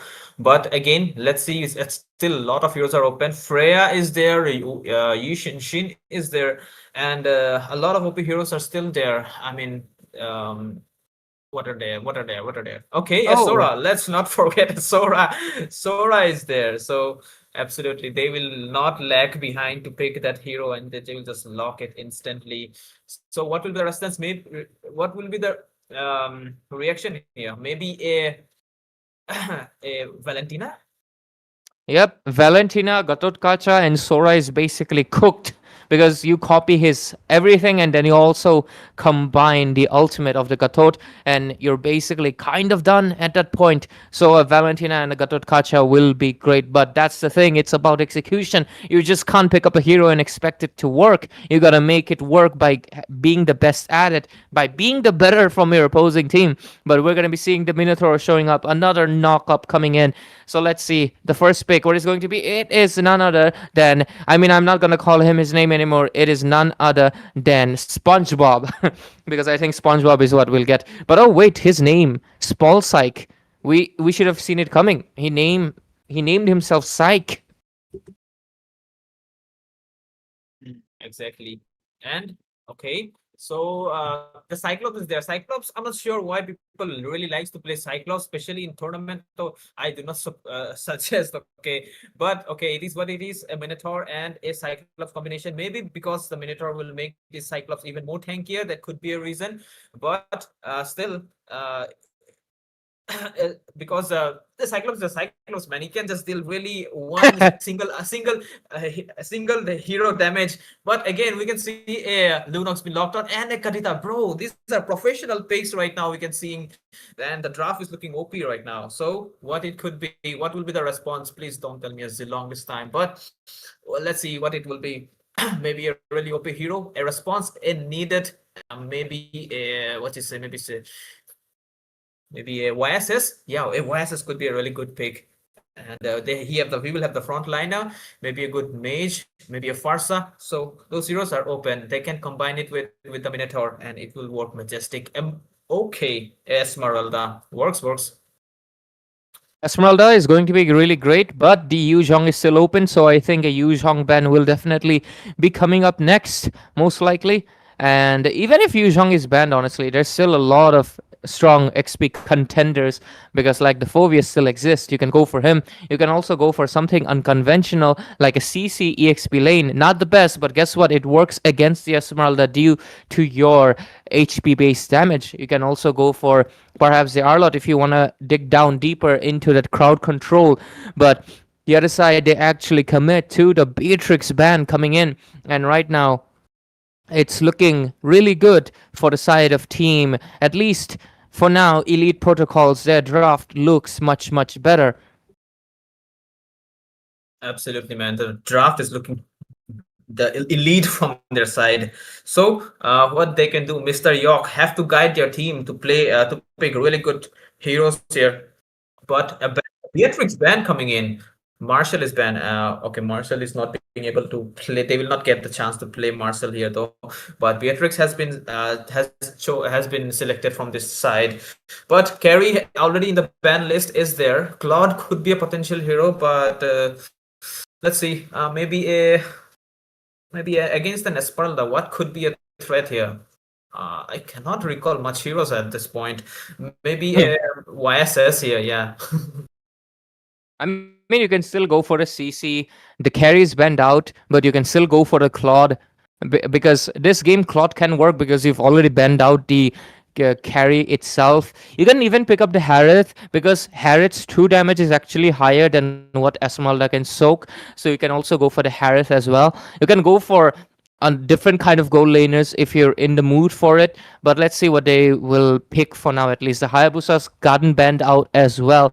So we're going to be looking at perhaps going for something like a Suyo, perhaps going for a Lucas, perhaps, because so far most of the assassins are banned out unless they want to go for a Lancelot and play for a risky pick right here. I'm not too sure what their investment is going to be. Okay, an Ixia going to be perhaps showing up, maintaining the distance, but a very risky pick because you have the Kalia on one side that can easily pick you up and knock you down with a Tsunami Slam. So that is something you got to keep an eye on. Last 2 picks coming in from the side of Elite Protocols. What do they choose? They got a jungler and they gotta go for that gold laner. Unless Sora is going for that gold lane itself. Absolutely, man. This Sora could be a really good gold lane hero, and but this Exia have to be really careful, man. Oh my God, look at Okay. that! They are cooking one lane. more hero for her. Yep, it is Sora gold maybe lane. maybe a dragon, yeah, and it can actually sustain against the Esmeralda as well if being played well. So yeah, that's a really nice hero, a niche Asian guy. He knows what's Okay. up. And a CC, Guinevere Jungle. Okay, Guinevere Jungle is here. They have the CC, they have the damage, they have the backline dive capabilities, they have the burst, they have everything. The draft is looking solid from their side. What they can do to disrupt this draft, I mean, the tank has already been picked. They just need a really good hyper at this point. I'm honestly looking forward to what's going to happen in the next round because so far we've had really great drafts from one side, right, Justin? Because we've had one team, the Extreme Game Zone, right? Their draft was really great. The first match draft was really great, and again we're seeing a really great draft coming in. And you know what's common in all of these? It's the Yuzhong, man. The Yuzhong is too strong, and you gotta have the Yuzhong priority, honestly. Because let's see what will happen. Last pick coming in. It is going to be none other than the Lancelot. That was the only jungle left. And there we go. We got the SpongeBob. Yeah, I No, think he play will on the not use it. SpongeBob. Play on the Yeah, SpongeBob. he's going with the Yoda, man. Master Yoda, Yoda, whatever it is. Yeah. So It is no more Yoda. It is SpongeBob, Master Yoda. that annoying voice.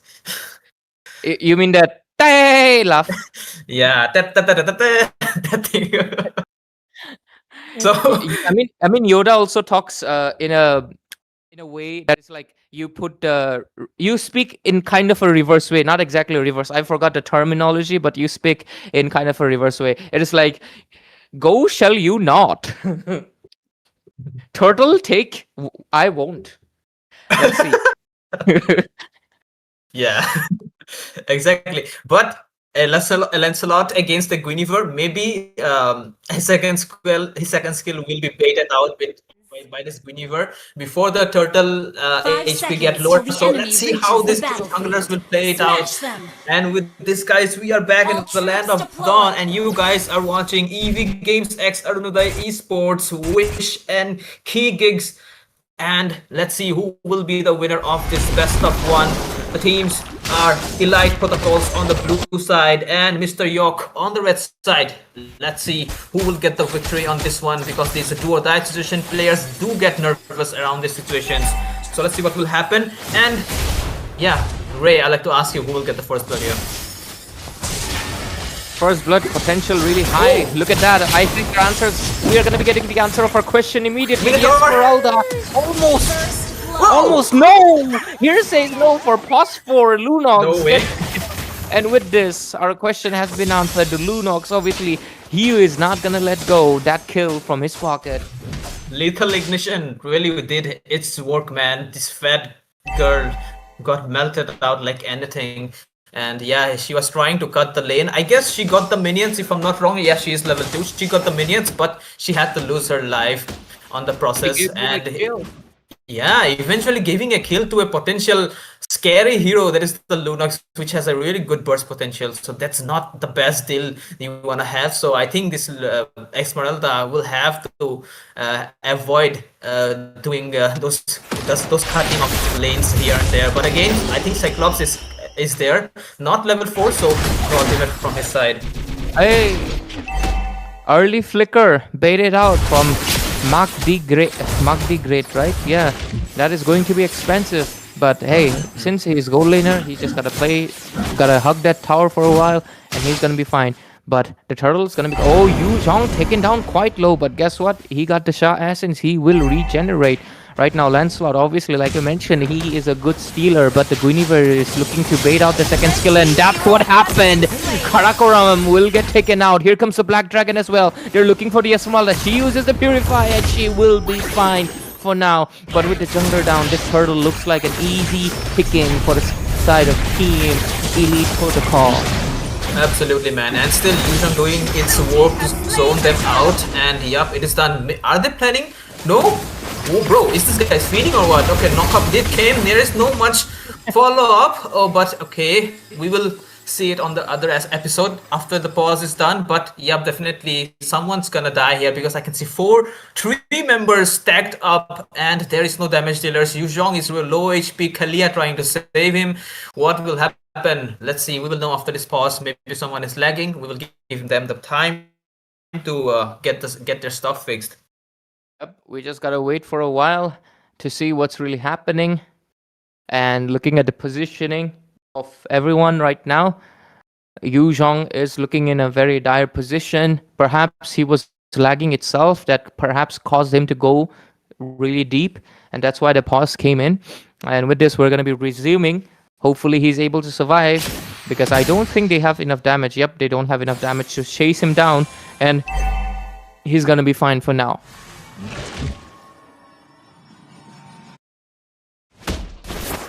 Absolutely, he is fine for now, it seems like. And yeah, the Kalia did her job pretty nicely, saved this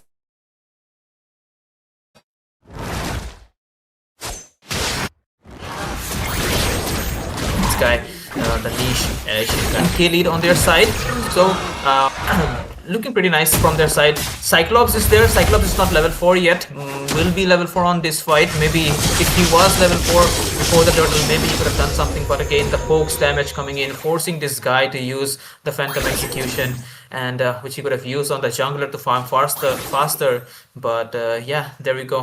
The aggression coming in from their side because of the perfect draft and knowing what they're doing here. Yeah, for now, they're in a really good spot. Yu Zhong doesn't exactly care because no anti-heal from the both sides. Even if he loses HP, he will regenerate it back. But the Esmeralda playing very aggressive on top. Pause 4 will take a kill and take down Cancer. Is it Cancer? Cancer, yep. Okay. So Cancer got taken out. So he is level 4 though. I guess he didn't got the chance to use his ultimate there. The lead is slowly, drastically moving towards the hand of Elite Protocols here. The Lancelot did came to gank, but Sora is super careful and actually freezing up the lane so that this Exia doesn't end up getting the farm which she needs to get the items done. This Exia has a really good range, but at least she needs the flicker on her hand if the Yu Zhong comes to the backline and try to take her down. And also Kalia is a potential threat as well with the flicker. So she have a lot of challenges to face in the team fight, especially doesn't even know. But again, look at the burst. The burst is too much for Cancer. He gets taken out by none other than Phosphor, who's in a 4-kill streak with a snowball already, looking to take down the Lancelot. Here comes the Guinevere, trying to take down her brother, but the Esmeralda might pay her with her life. Here comes the knock-up, and the mid laner is actually the one getting knocked up, and here comes Sora with the Thundering Clouds. Looks for a target, doesn't really get it. Here comes Nixia with the ultimate, full barrage, a lot of damage, knock-ups after knock-up, and Sora will get taken down, and with this, looks like that was a 1-for-1 trade, but both of the gold laners get taken out in that engage, and the purple buff also gets stolen out by dollar sign, dollar sign, dollar sign, dollar sign. Yeah, that's the richest guy here. Okay, the jump did came there, but it seems like Esmeralda will be using the Purify to cancel it out. So the lead still on the hands on Elite Protocols. But the turret, the map control is still not there. They are really defending good, but still they have to focus on taking out turrets one after another. And I can see a rotation coming in by the Lunox and the Kelia. The Esmeralda might be next.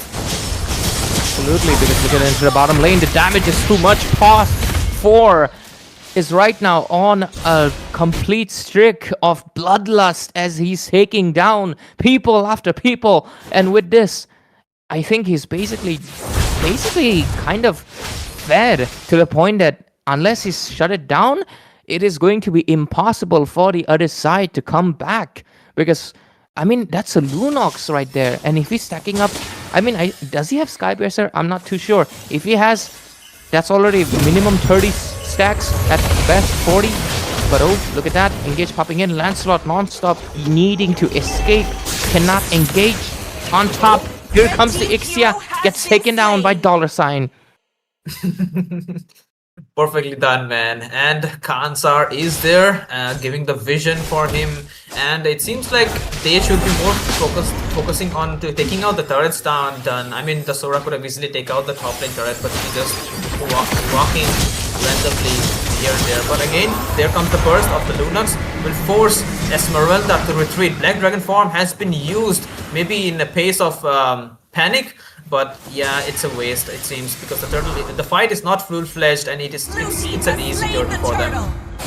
Yep, it's going to be an easy turtle for the side of none other than the team of Elite Protocols, full-on domination against Mr. York. And right now they're looking for the Esmeralda. Here comes the initiation, too much burst. Dollar sign gets a kill on Lichia, and right now they're looking for another kill. Could have come in. The Kalia survives it with 1 HP. The Lancelot, despite his efforts, could not get the kill he wanted. Totally, man. That was a good try though, but Esmeralda got taken out anyway. Look at this Sora now, super focused to take out the turret. Oh my god, the burst, bro! Just got melted, this guy.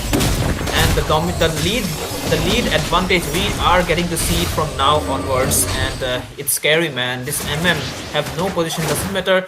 As Exia have small amount of healing, it's nothing. The burst of the Sora just melts it down super fast, and even inside a turret while taking it out.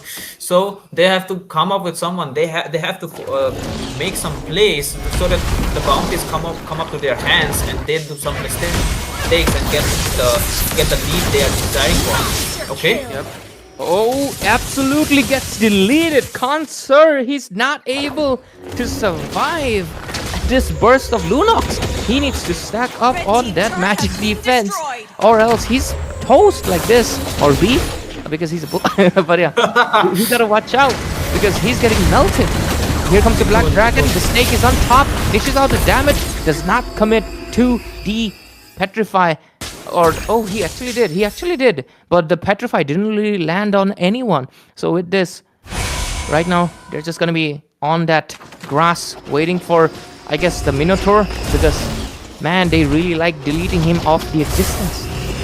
Yep, this dude tries his best to give some vision, but it's end up being his death anniversary. But right now the Lord is up. This could be a chance for them to pressure the lanes from all of the sides, if not they can end, because the Holy Passive will be there. So it is a good chance for them to get the Lord. And Lancelot did try to get something done, but again they are chasing him.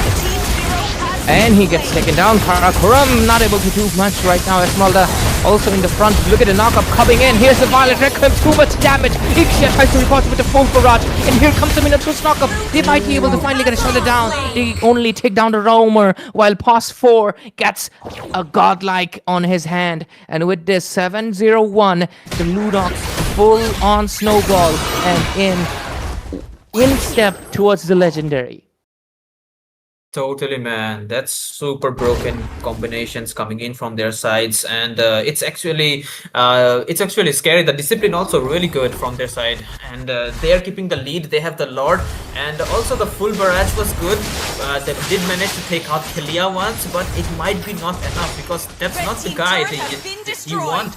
Because the bounty, the main bounty is in the hands of this Lunax, and it's Guinevere here. But again, a fight seems like to broke out, but the Lord, it seems like it didn't really got the value they have expected here. They haven't really gotten the value out of this Lord, but they did take out that bottom inner turret. Here comes the knockup, but Purify gets baited out. She is vulnerable to the Kalia. Here comes the Kalia. Here comes the Tsunami Slam. Takes down the Lancelot, unstoppable for $, and comes in. Look at the jump. Minotaur gets deleted again. Legendary secured. This Lunox is the butcher, and he's getting slashed each time around. And I'm not sure what can the Minotaur do at this point. Though this guy can do nothing, man, because Guinevere again going with the jump, but not hit anyone it seems. And they are right now super focused on taking out the turrets one after another, which is a good sign to end the game fast, and really bad sign for team Mr. York, because they are not able to do anything here with the Cyclops pick or the Ixia pick here. It's not looking good for them at all in any cost. And with a score of 5 to 2, they're basically getting caught in a bad position each time around. The Lunox is way too fat, she's too strong. And what can they really exactly do at this point around? That is the big question. So the Lord is going to be coming in 30 seconds. They have 10,000 goal lead, a full-on snowball game. Here comes the Cyclops, gets knocked up, and he will get taken out. The Bull does smash the ground, but will not be able to save Mr. Yoda. 16 to 2 score, and with this, they will have to play inside the base, gotta bite the bullet and play passive, and await the Lord to come crashing down on their inner inhibitors. Absolutely, man. This is doomed, man, for them. And Lancelot, I like to have a look at the itemization, what they are building right now, so that I can judge more. But the Lord fight is already started, and yeah, the Lancelot is trying to do some split push so that they can get some map advantage by taking the turret down in the top lane. And yeah, that's the plan, it seems. And right now they are going for the blue buff to take out the resources done so that the jungler doesn't get the farm. 0-3-1 score for Karakoram, not looking good for him. And again, the Purify has been forced out by this Esmeralda here. Yep. And right now, I think they just gotta wait for the Lord to be coming in at 13:10. Right now, the Lord's gonna be spawning in, coming into the mid lane, if I'm not mistaken. No, it's actually coming in from the bottom side. Far lane, the Lord will take a little bit longer. They can go for the lane management and try to basically get it. And with the lane sync coming in, I think they'll be able to break perhaps all the inhibitor turrets and just push in, Justin. Absolutely, man. That's the plan. They are trying to sync up all the lanes. Lunox did a great job, and all the waves are giving equal pressure, and this could be scarier. Lancelot, no, man. Lancelot cannot defend the Lord alone. That's true. Doesn't matter how you say. And I think he has the War Axe, but still, it's not enough, man. Look how much time he is taking to burst out the Lord. But again, the jump. Winter Crown and Violet Requiem combination, but will pay off with the shutdown. But here comes the Sora with the Thunders.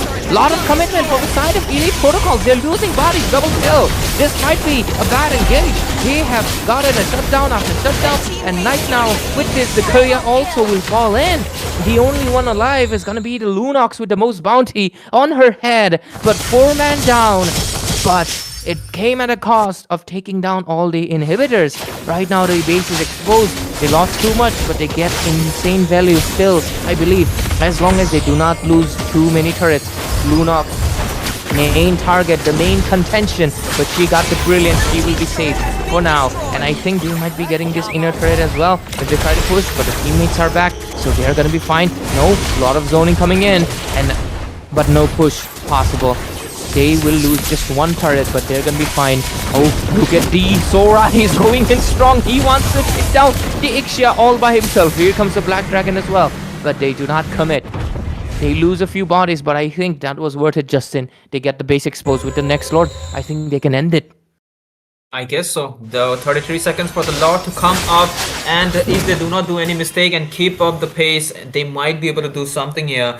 And yeah, the Lord is coming in 24 seconds, and they are looking pretty good. There are lots of stacks into the hands of Lunox if she is going with the Sky Piercer. I guess she is. So, and if they do not throw and just wait a little bit longer, maybe this could be a game. And if we talk about team Mr. Yorks, the Ixia, man. They have to save this Ixia at all costs because the full barrage can save them. And Minotaur with the healing, yeah, last time we did notice the Minotaur's Fury was helping him to sustain in the team fight for a pretty long time. So if they do able to do so this time as well, they might be able, and if they're able to defend this Lord, they might able to get a lot of farm here and actually end up turning things around. We never know. Yep, the Ixia can turn things around. One of the things about heroes like Zilong, Cyclop, Layla, Mia, these OJ heroes, they are late game monsters. Their damage shows up when they're fully built. And we can clearly see the Cyclops damage, it's right now hitting. And so is the Ixia. So if they do not push it too much, if they don't try to end the game soon, it might be spelling in bad for them, because right now they're able to play from their base. They don't have to they don't have to fight. They just wait for the fight to come to them. But let's see, the Lord's gonna be coming in, rushing into the side. But look at that. Oh, concealed from behind. They're looking for the Ixia. They find her, and she gets taken down from her base alone itself. Lot of knock-up, lot of damage. Sora comes in with a power and punches. Is it gonna be enough though? Lancelot tries to initiate, tries to dish out the damage. Esmeralda sustaining a lot of damage. Lancelot still trying to defend the Lord. Cyclops dishing out the damage to clear out the lanes, but the pressure is there. Look it up, pulling up, punches, crushes it down. The damage is gonna be there. Lancelot tries to retreat, but a mega kill comes in, and doesn't matter. Boss 4 shut down and legendary, and with this, they end the game. The side of Elite Protocol, they get a win, and they move forward. Damn, really nice draft and execution by Elite Protocols here, man. The perfectly done. And look at this Lunox, man. 1101 KDA. Pretty execution coming in. And the Guinevere pick, man, that was pretty nicely done. And the combinations, the draft was pretty nice, man. And I guess team Mr. Yorks will understand the Cyclops. Maybe you are 99 rank or somewhere. It's maybe you should go with the professional drafts when you talk about the tournaments and all. So let's see how it will work out them for next one, and I hope the best for them. But congrats to Elite Protocols for moving towards the next round here.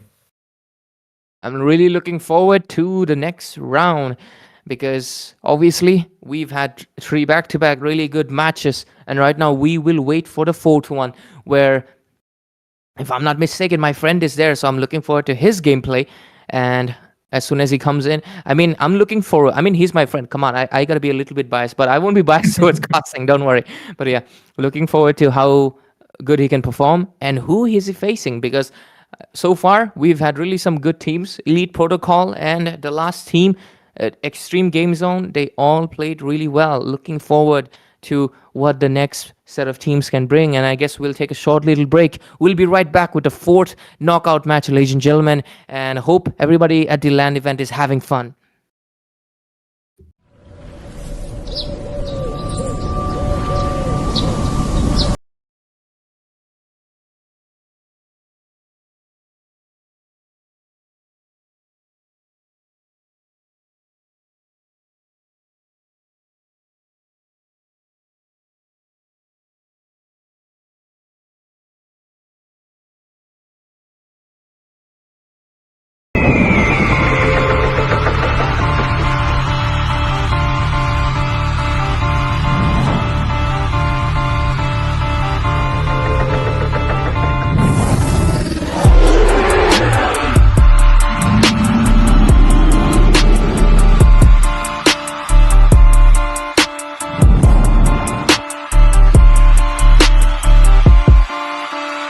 Hi guys, guess where I'm at? I'm at Symbol Festival जो कि 10 से शुरू हो चुका था और अभी 21 तक चलते रहेगा.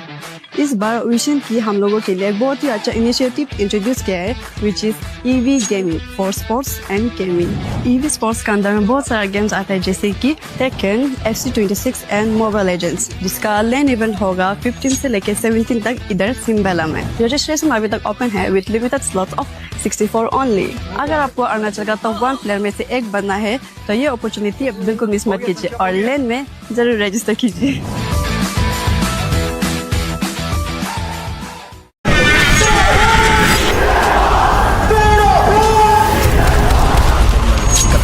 बाबे ने मेरा तेरी माया पे मेहरबान। Team size double bed, east side trouble है, बेस और ट्रबल है, हथियार FLF फील लाइक क्या तेरी फील्डिंग गलत है। आंडू अकल के हीरो बने मगर है शक्ल से लग। ये पीछे पीछे से देते गाली पर आगे से मेरे मुझे मैं बड़े छूटते भाई जिसी को तपस तो न जाए कोई टो बाय टो मेरा फ्लो करे ताइक्वांडो साला हमें जिस वेन्यू ने फेंका बाहर करा 1 साल बाद भाई सोल्ड आउट शो कांट फाड़ ऐसे जाना पड़ेगा क्योंकि ये सारे बैरिकेड तुमने तोड़ दिए हैं।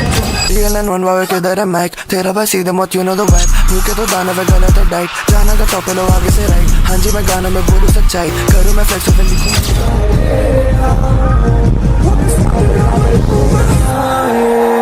कभी थी गाना कभी ठिकाना कभी थी प्यार कभी थी सारा कभी थी नशा कभी थी चाहता कभी थी दोस्त और कभी थी ज्वाला कभी था गम में तो वो थी बस यहाँ पर कभी वो नाक पे दम से जुकाम है ओटा में कलम के दम पे नहीं रहना यह काम तभी एलेगा साइलेंट इस नाम।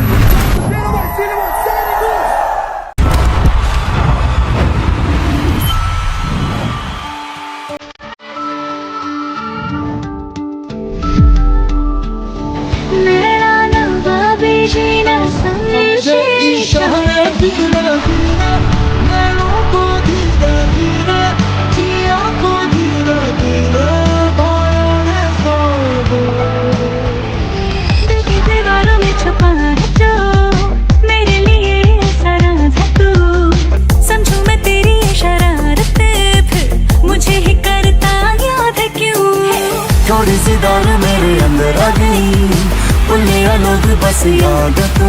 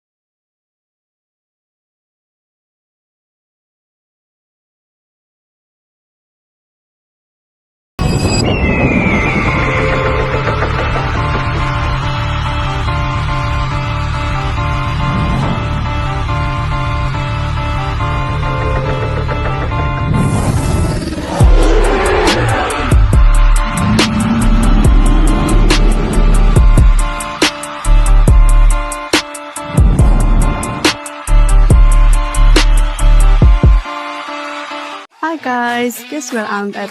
I'm at सिम्बेला फेस्टिवल जो कि 10 से शुरू हो चुका था और अभी 21 तक चलते रहेगा। इस बार विशन की हम लोगों के लिए एक बहुत ही अच्छा इनिशिएटिव इंट्रोड्यूस किया है which is EV gaming for sports and gaming. EV sports के अंदर में बहुत सारा गेम्स आता है जैसे कि taken, FC26 and mobile legends, जिसका लैंड इवेंट होगा 15 से लेकर 17 तक इधर सिम्बेला में। रजिस्ट्रेशन अभी तक ओपन है with limited slots of 64 only. अगर आपको अरुणाचल का टॉप 1 प्लेयर में से एक बनना है तो ये अपॉर्चुनिटी बिल्कुल मिस मत कीजिए और लैंड में जरूर रजिस्टर कीजिए।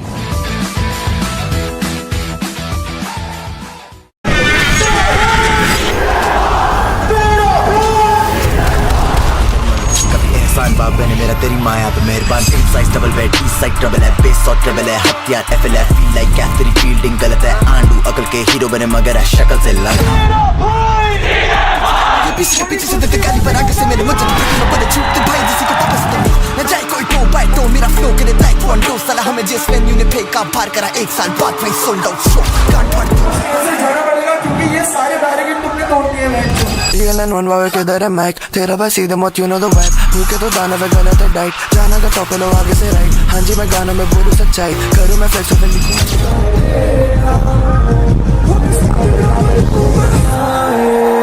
कभी थी गाना कभी ठिकाना कभी थी प्यार कभी थी सारा कभी थी नशा कभी थी चाहता कभी थी दोस्त और कभी थी ज्वाला कभी था गम में तो होती बस यहाँ पर फैली वो नाक पे दम से जुकाम है ओटा में कलम के दम पे नहीं रहना यह काम तभी एलेगा साइलेंट इज नाम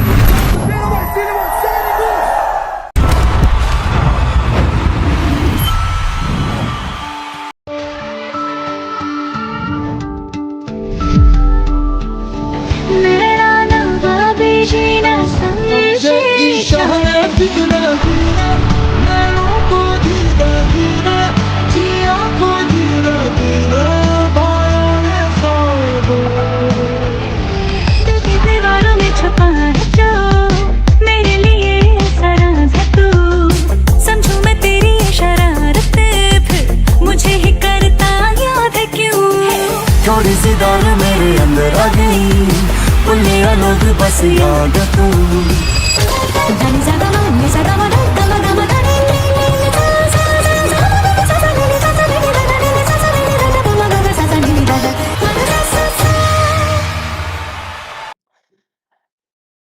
Welcome back, ladies and gentlemen, at the LAN event as well as the YouTube stream. We're going to be going into the fourth match, and I'm excited, and obviously, I hope you are excited as well, and looking forward to what these teams can bring because so far we've had back to back, we've had great series, but it has been one sided so far.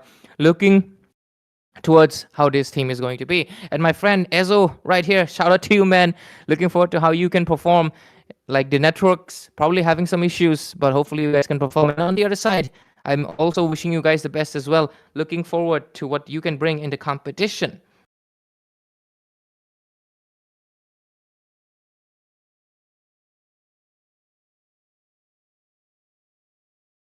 Justin, my friend, you there?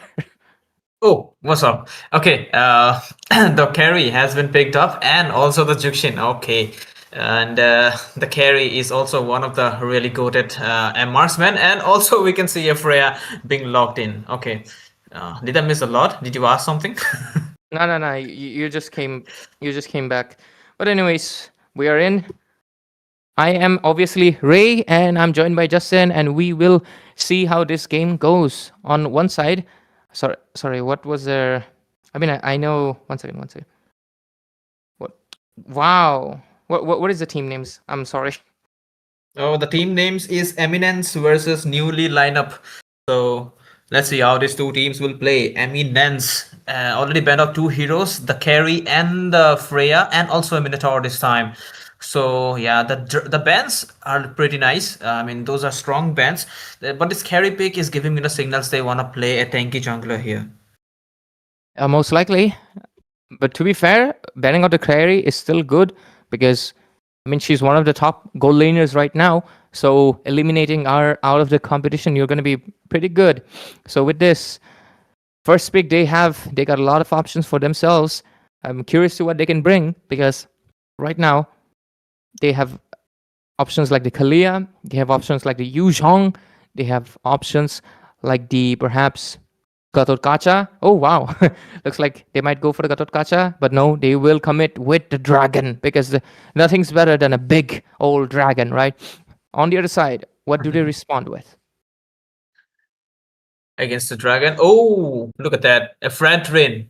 So fast, bro. Street finger. I will press the Fredrin super fast. And already noticed that the carry is missing as well as the Lunox is missing. So it is the round for taking all those tanky heroes as possible. And look at that. Gatot Kacha, Fredrin, they are throwing in everything. I think it would be a pretty good idea to go for an Xbox jungle right now with a Kimi mid lane.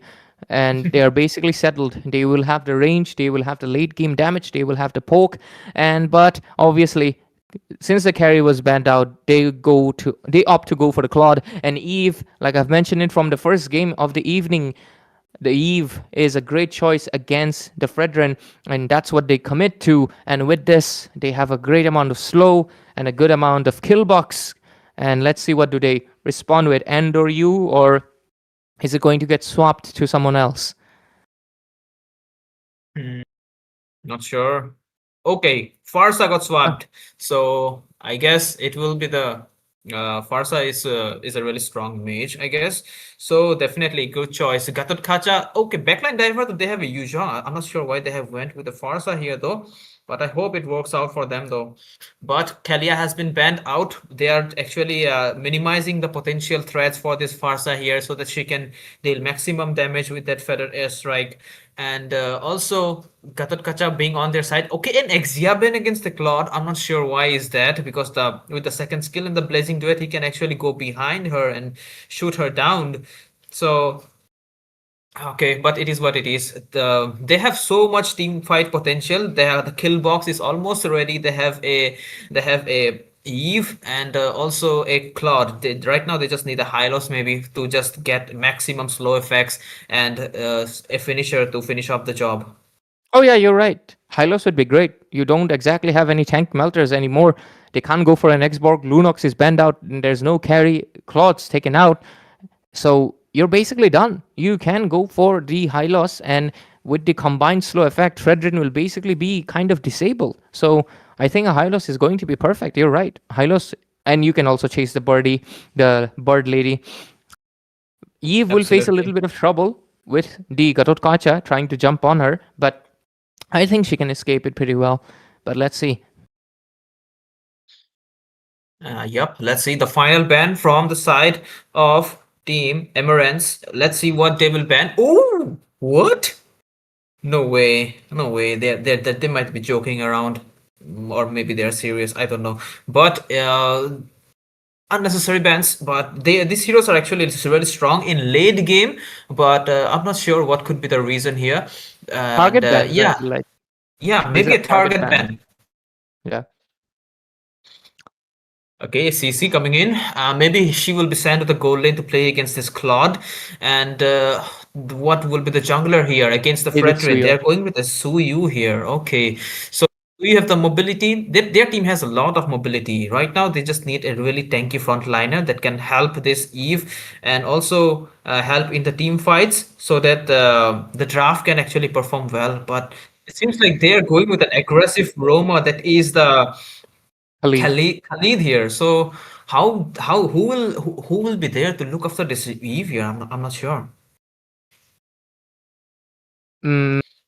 Eve will have to play independently. There is just no other choice. And Irithel is going to be coming up at the last second. Going to be committing to it. Purifall will swap, and Blinded by Rage will take the Yu Zhong. No swaps on the other side. We're going to be seeing the match between Eminence and Newly lineup.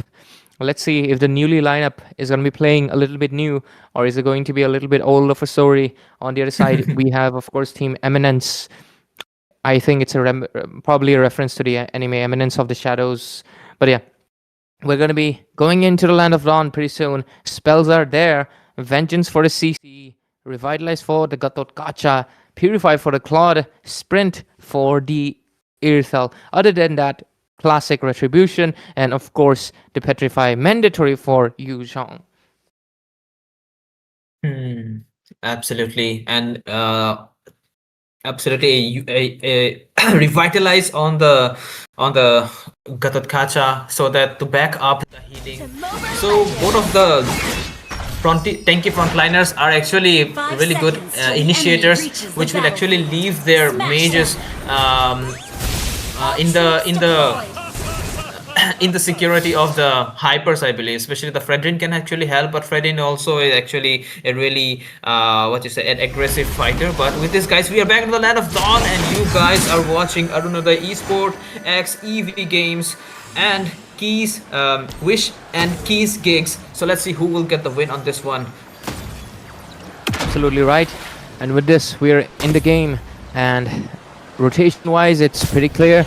Mid lane, a lot of poking in, but CC will have a better time against the Yu Zhong for clearly being a Yu Zhong, and we will see who will get the first blood. Yu Zhong has to play it a little bit safe, but look at that. Eve absolutely poking the heck out of the side of Team Newly lineup. Yep, that's the work, man. That's the beauty of this mages, man. The pokes of Eve and then Jukshin, these are really high, and the Farsa is not even getting a chance to get level 4, bro. So right now, both the junglers are really focused on to get level 4 first, and they will actually do the initiation. And yeah, that's the plan, I believe. So who will get the first blood here? That's the question here, Ray. You're right. Let's see what we can get in our table as we move ahead. The so far no first bloods into the map just yet, but top lane looks like to be that juicy corner because they're trying to move towards there. The turtle is gonna be spawning in. They gotta pressure the CC and give Yuzhong room to breathe on the other side. Look like seeing that the turtle might not be in their favor, they're looking to take down perhaps the Claude. He does have only Purify, but looks like they decide not to. They're actually returning towards the turtle side. Suyo melting it out as much as possible with this.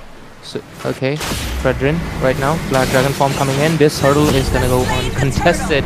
Black Dragon just use it up. And they go a little bit back, but level 4, they want a kill. It is gonna be first blood for Fall. He secures it out. Right now they're looking for another one, another blood into the table, but they don't get it. They will just steal the resource and they will come back. Playing it safe, not going for much risk, at least for now, but a pause will come in. Maybe they need the level 4 mark, man. That's what newly lineup is waiting for. They need the level 4 mark since most of the heroes have not hit it, and I think after they get their ultimates, they will shine afterwards. So that might be the plan, but I hope the technical pause will get over soon. Then we will find out what could be the outcomes after they will get the level 4 marks here. But Yuzhong being really absolutely dominant in this match, because the zoning of this hero is crazy, man. Absolutely right, just too strong. And Yuzhong obviously being one of the top best fighters right now in the Mobile Legends 5v5. His dominance into the team fights is unmatched for now. But anyways, with this, we'll just wait out for a while until, of course, the pause is undone and we are back in the match where things are going to be mattering a lot for the side of team newly lineup, because right now they're one down with kill and one down with the resource as well. They don't have the turtle buff, so let's see what's ahead of them. Totally, man. The next team fight will tell us a lot, because all of the members of newly lineup will be hitting the level 4 mark, and those AOGs will be popping into that Eve, and then again that curtain call. I believe if she is level 3 or not, I'm not sure. I guess she's not. So those ultimates and the Fredrin ultimate is already there though, but still those ultimates, the Farsa's ultimate maybe not there. I'm not sure, but if he gets the Feather Air Strike, that could be a potential, also a really big asset to have on the side, and it will work out miraculously, because the Feather Air Strike have a lot of damage, and that will tell us a lot. And the zoning of that hero, and especially on the Yuzhong, it could be sketchy when the Yuzhong is there, but if she keeps her positioning right, then she might be able to do a lot. But I'm really curious to see what will happen, and the technical pause is still going on. Okay, and also they have Irithel for the laning, so they have to keep an eye on her as well. Absolutely right. Irithel will be a threat. This time around, we have a gold laner that is extremely strong into the later phase. So that is something they have to take care of. But at the same time, look at that, into the bottom lane, a lot of pressure popping in. But at the same time, I think Suyo as well as the Black Dragon will definitely make sure that the Irithel doesn't have that much of a piece to go with. At least for now, they're putting in the pressure towards the purple area. But obviously the jungler will not respond yet. He's gonna be taking just his resources. Top lane, a little bit of pressure, but looks like CC might be in a bit of trouble. Yuzhong initiates, but she will jump with her bouncy steps and will be fine for now. Bottom lane, Fredrin might be in trouble. He's looking a little bit down health, but he's gonna be fine at least for now. They're looking towards the bottom lane. They want to take it. They want the bottom lane to themselves for the turtle. Absolutely, man. So if they get the domination in the gold lane, maybe the turtle at the second turtle they will get. But again, the fight continues. fight into the bottom lane. They want the Irithel. Will they be able to get it? Yep, they will be, but no, here comes the spread buff. AOG on top of Pod, but on the other side, Ezosar will be getting that kill. He's looking for another one, but he won't get it just yet. But good sneaky kill. He knew that the Irithel will try to retreat and immediately capitalized on it. Got it. Blinded by Rage on the other side. Goes in for a fight. Here comes the Bonk, but that's a Black Dragon. You're fighting Fredred. You're no match for him. As Street Finger will get taken out. And so is the turtle. Yeah, that's a really high domination again from this is super. All the matches are looking super one-sided, man. So yeah, again this match looking like Emerance will get the victory on this one as well. On this one super easily, 3-4-1 with a 3k lead. So again, oh my god, Ozzy got taken out in an instant there, and they are going to take out the resources now. They are trying to snowball them hard, and maybe their aim should be to take out this mid lane turret if I'm not wrong, but Yuzhong doing some poke here and there right now, not afraid of taking any fights because he knows he have the, okay, he doesn't have the War Axe, he have the Fury Hammer and going with that Black Ice to for some slow effect, but again Irithel is in trouble and Eve will do the job to give the slow effect so the Claude can finish him off. Not the Claude got the last kill, but yeah, the team will have finished it out, and right now their objective is to take out the turrets one after another. Yep, they're just gonna be waiting in. Oh, look at the pressure coming in with the Soul Sever non-stop from the Suyo right now into the map. Mid lane, pressure coming in. They want that turret, and I think they'll be able to get it unless the Farsa can do something. But look at the damage coming in from the Evil Killer. They get a kill, and right now they're looking in for another double kill secure for none other than Ezosar. Such a competent jungle, and with this, the map is more into their favor. They got the macro, and only one last hurdle left. That's gonna be coming in 20 seconds. Yep, coming in 20 seconds. I think at this point they can actually skip this turtle and go for the Lord at the 8-minute mark itself, because they are in really almost 5k lead onto their hands. So I think they do not need another turtle. So yeah, they can just skip it and go for the net, go for the Lord itself. But again, the fight has continued. Fight is gonna be going in. Street Finger will get taken down, and with this, the damage from the CC, very impressive. Takes down, wants to take down the Khalid, but will have to respond back on the other side. Suyo dashes it out. He's gonna be not fine this time around. Shut down for Toku, and with this, they get a kill. Much needed one. Get a little bit of bounty as well, but Golden Staff coming in for Claude. He wants to perhaps not commit to it just yet. They lost the jungle, but I think they can still take the turtle. Not looking good for them, man. They are still going for the turtle and just delaying it for themselves only. So yeah, the CC is there. Maybe not be able to do anything about it, but I guess they should play safe for now, because those kills, if it goes to their hands, it will just make the scenario worse for them. But Kacha taking those heads from this Khalid like a truck, man. As a roamer, is dealing a lot of damage. Maybe he has the Fury Hammer as well, if I'm not wrong. But yeah, the lanes has been synced up by all these players here so that they can get maximum value from all of the sides. The Lord is not there, but yeah. But again, the buff has been taken by this Predator this time, trying to balance his farm against that dude. So let's see how it will work out, though. The difference, the goal difference, is still looking really high. I'd like to have a look at the itemization here. Okay, there we go. Claw for the Irithel. What's next? It seems like a Thunderbelt here for the Khalid here. Maybe he have a lot of stacks here as a slow effect dominance. Oh, look at that. Top lane, here comes the chessboard. A lot of damage popping in. Black Dragon onto the backside. AOG to retreat. And no casualties. Just a lot of resources getting baited out. Okay, they're going in for more, it seems. Oh no, they're not. But yeah, the fight was pretty insane, and they still didn't got a lead, though. The Lord is coming in 37 seconds, and they are trying to go for the objective. Khalid in the back line trying to pressure this Farsa to push her out, to zone her out of the way so that they can take out the turret here. And it is working out. Maybe the turret will be taken down. Nah, they will be able to secure it before it's too late. So, but still, it's still looking not so good for them. Even though defended the turret, the lead is still in the hands of Emerance here. The Lord is coming in 10 seconds, and Cloud is ready to burst it out. So far, they are trying to basically recuperate what they've lost, but the goal lead is 7,000. Lots popped in and they can't exactly go for a steal. So what can they do? They just gotta wait. So with this, look at that, Suyo's bounty has increased to such a high level.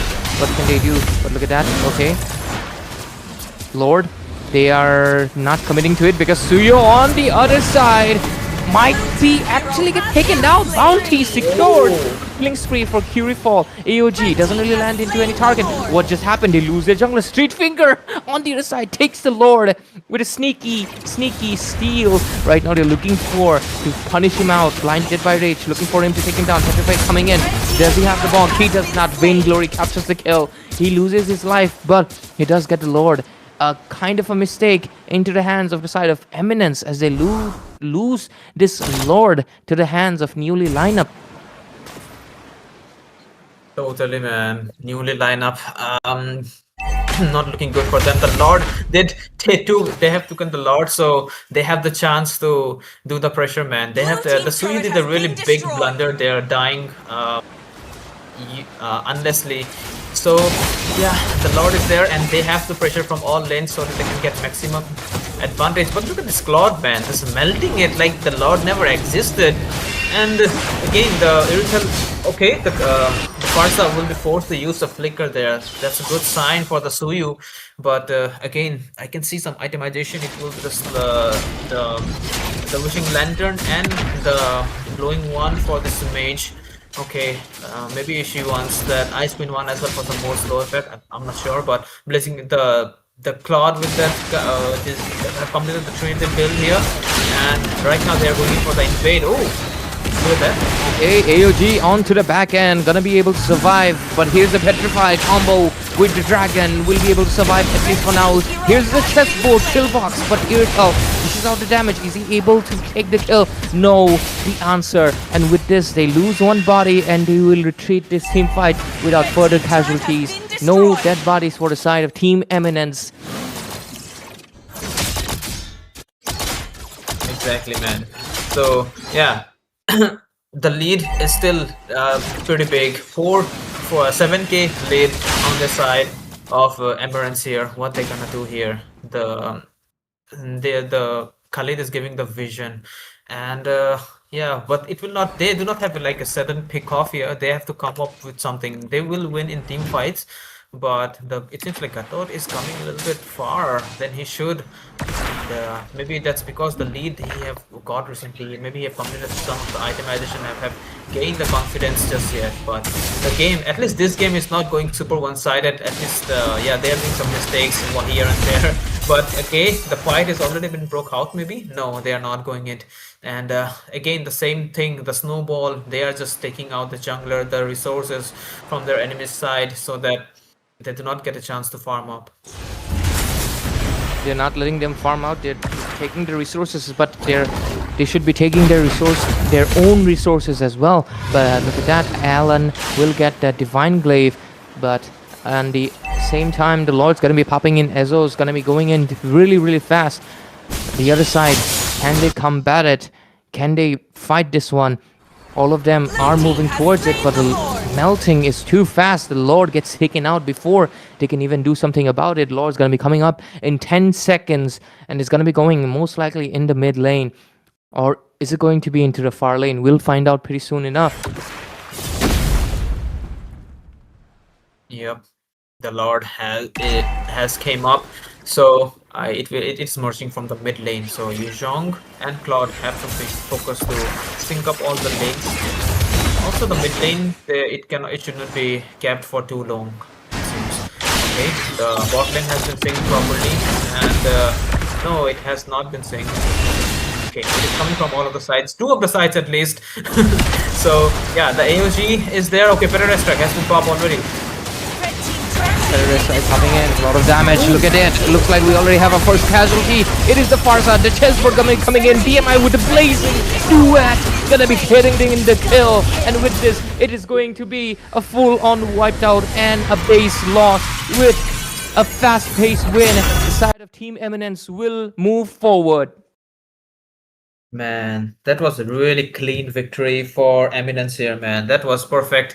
And the draft wise and the gameplay wise, yeah, that Suyu did mistakes. That one time he died and gave the bounty away, and that was almost the moment it was looking sketchy. Then things might get longer here, but nah, they have kept the discipline. And the next Lord, they just made it happen and they got the win. And Curryfall with the MVP Khalid did perfect job with the with the Thunderbelt and the Dominance Ace. Did perfect job from his side and made it happen, man. So congrats to Emirates for the win. And this is not the end for newly lineup. Maybe they are new on this one, so but they will get old and they will get the experience sooner, and we might say see them shining on the next one. Absolutely right. And right now we're going to be looking forward to the next series of the matches. And of course, it is right now for us to take a little bit of a short break because we will be coming in back with even more exciting series because we've had a lot of teams playing in one-sided, but I'm waiting in when they will fight against each other, right? And the great series and a great game will be coming right back with a short little break at this Arunoday Esports.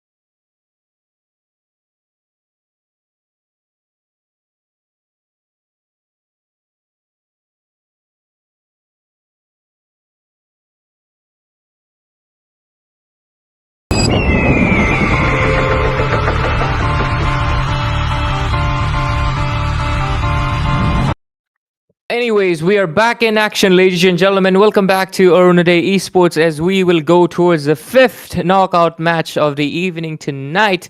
And it's going to be another two brilliant teams in our hands. And of course, I am Ray back again with you on the Costas desk.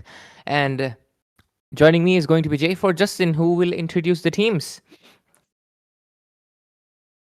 Okay, I have not noticed the teams, but yeah, these two teams, I will introduce them in a few seconds. Okay, do not worry about it.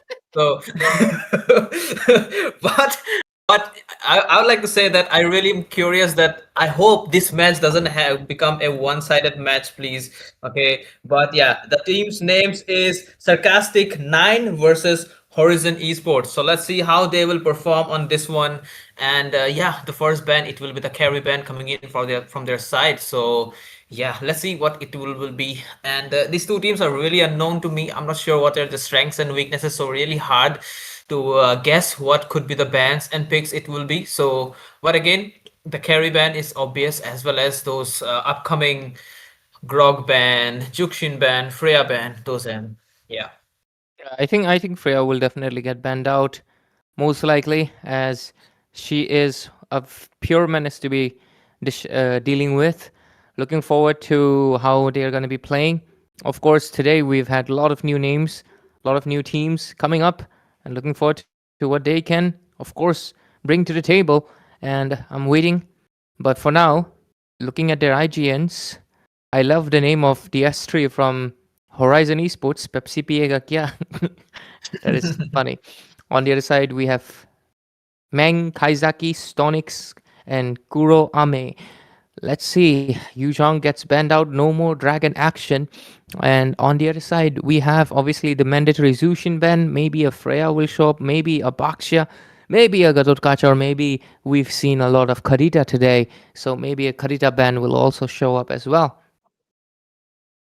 And And there there you we go. go, the Karita.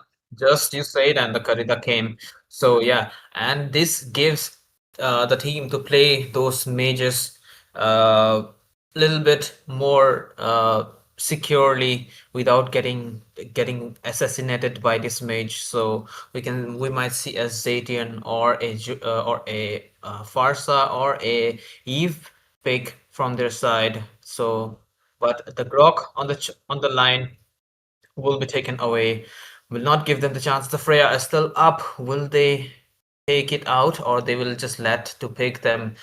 Big meat is super ready. What who is the jungler here? I'm not sure, but let's see. We will find out soon after this ban is done. Yep. It is. What do you say? The man. I'm. The pig meat, I'm right? Yeah. forgetting a hero. Who- I can't remember. But anyways, Sora, we'll remember Sora, once we see. Huh? Sora, I guess. Oh yeah, Sora. Yeah, Sora is actually been left out open quite a much, considering he is still one of the top bands. And first pick, we will soon find out. Minotaur gets banned out. We have seen our fair share of Minotaur. 2 matches today. First pick coming in. What is it going to be? We might see anything right now. Kalia still open, and Gatotkacha still open as well. Marcel, is he allowed? I don't think so. It is going to be the Sora. Okay, but this is a chance for team Horizon Esports to pick up the Freya here, or the Kelia here, or the Gaturkacha, like you said, to combine it out, or maybe do a Angela Leomord combination because it's super OP, man. According to me, at least in solo queue or a duo queue. Bias But never mind. caster. No, I'm not. But yeah, there you go. Freya's being showed up. No. He already showed. Now he have to pick. He cannot show this Kagura now. But because if you do not pick now, they will pick it for sure. Okay, the Lunox has been logged in. No, Valentina, I'm surprised, man. You already saw a Sora. You should go with a Valentina to counter it out. But and a Terizla, oh my god. Okay. I don't know what's in their mind, but it might be one of their strategy to draft. But yeah, right now, Pigmate, he might be the tank with that name. And also, he's planning. He's thinking. He's coordinating with his team, which tank he should go with. Will it be a Lolita or a Kelia? He's taking his time. Lolita has a really good pick-off potential, and Kelia has a really good pick-off potential, and Lolita has the chance to deflect those dark ulti of the Lunox or those potential marksmen that might come from their side. Looks like we will get a pause. If the Tesla is a mispick, we might see a redraft maybe. And if it's not a mispick, it's just a little bit of lag issues, we will immediately come back in. And considering the pause only happens in the draft, if the one picking up is lagging and they're not able to pick the hero, it could be the side of team. What was their name again? I know red side is Horizon Esports. What was the blue side? Their name was a little bit complicated. It was Horizon damn. Esport. Sarcastic What Nine. Sarcastic 9, yes. Sarcastic 9. Let's see what they gotta pick. We are in 29. Sorry, that timer, man. 1 minute. 1 minute into the pause. Let's see. Yeah. Hopefully they resolve it. Hopefully, man. So after the picks are done, what could be the potential picks? We can see a Roger, but definitely they might want to go with a perfect Roma. Mentor has been locked out. Grokt has been taken out. A Kalia could be a good pick, or maybe a Katatkacha. You never know. Terizla is there, so Temus is also working pretty nice in this current meta, man. Maybe they could go with a Hamuch pick against this Terizla or something, but still. There are still a lot of many options are there. I know Lapu Lapu is there, and also the Phobias is there, Esmeralda is there.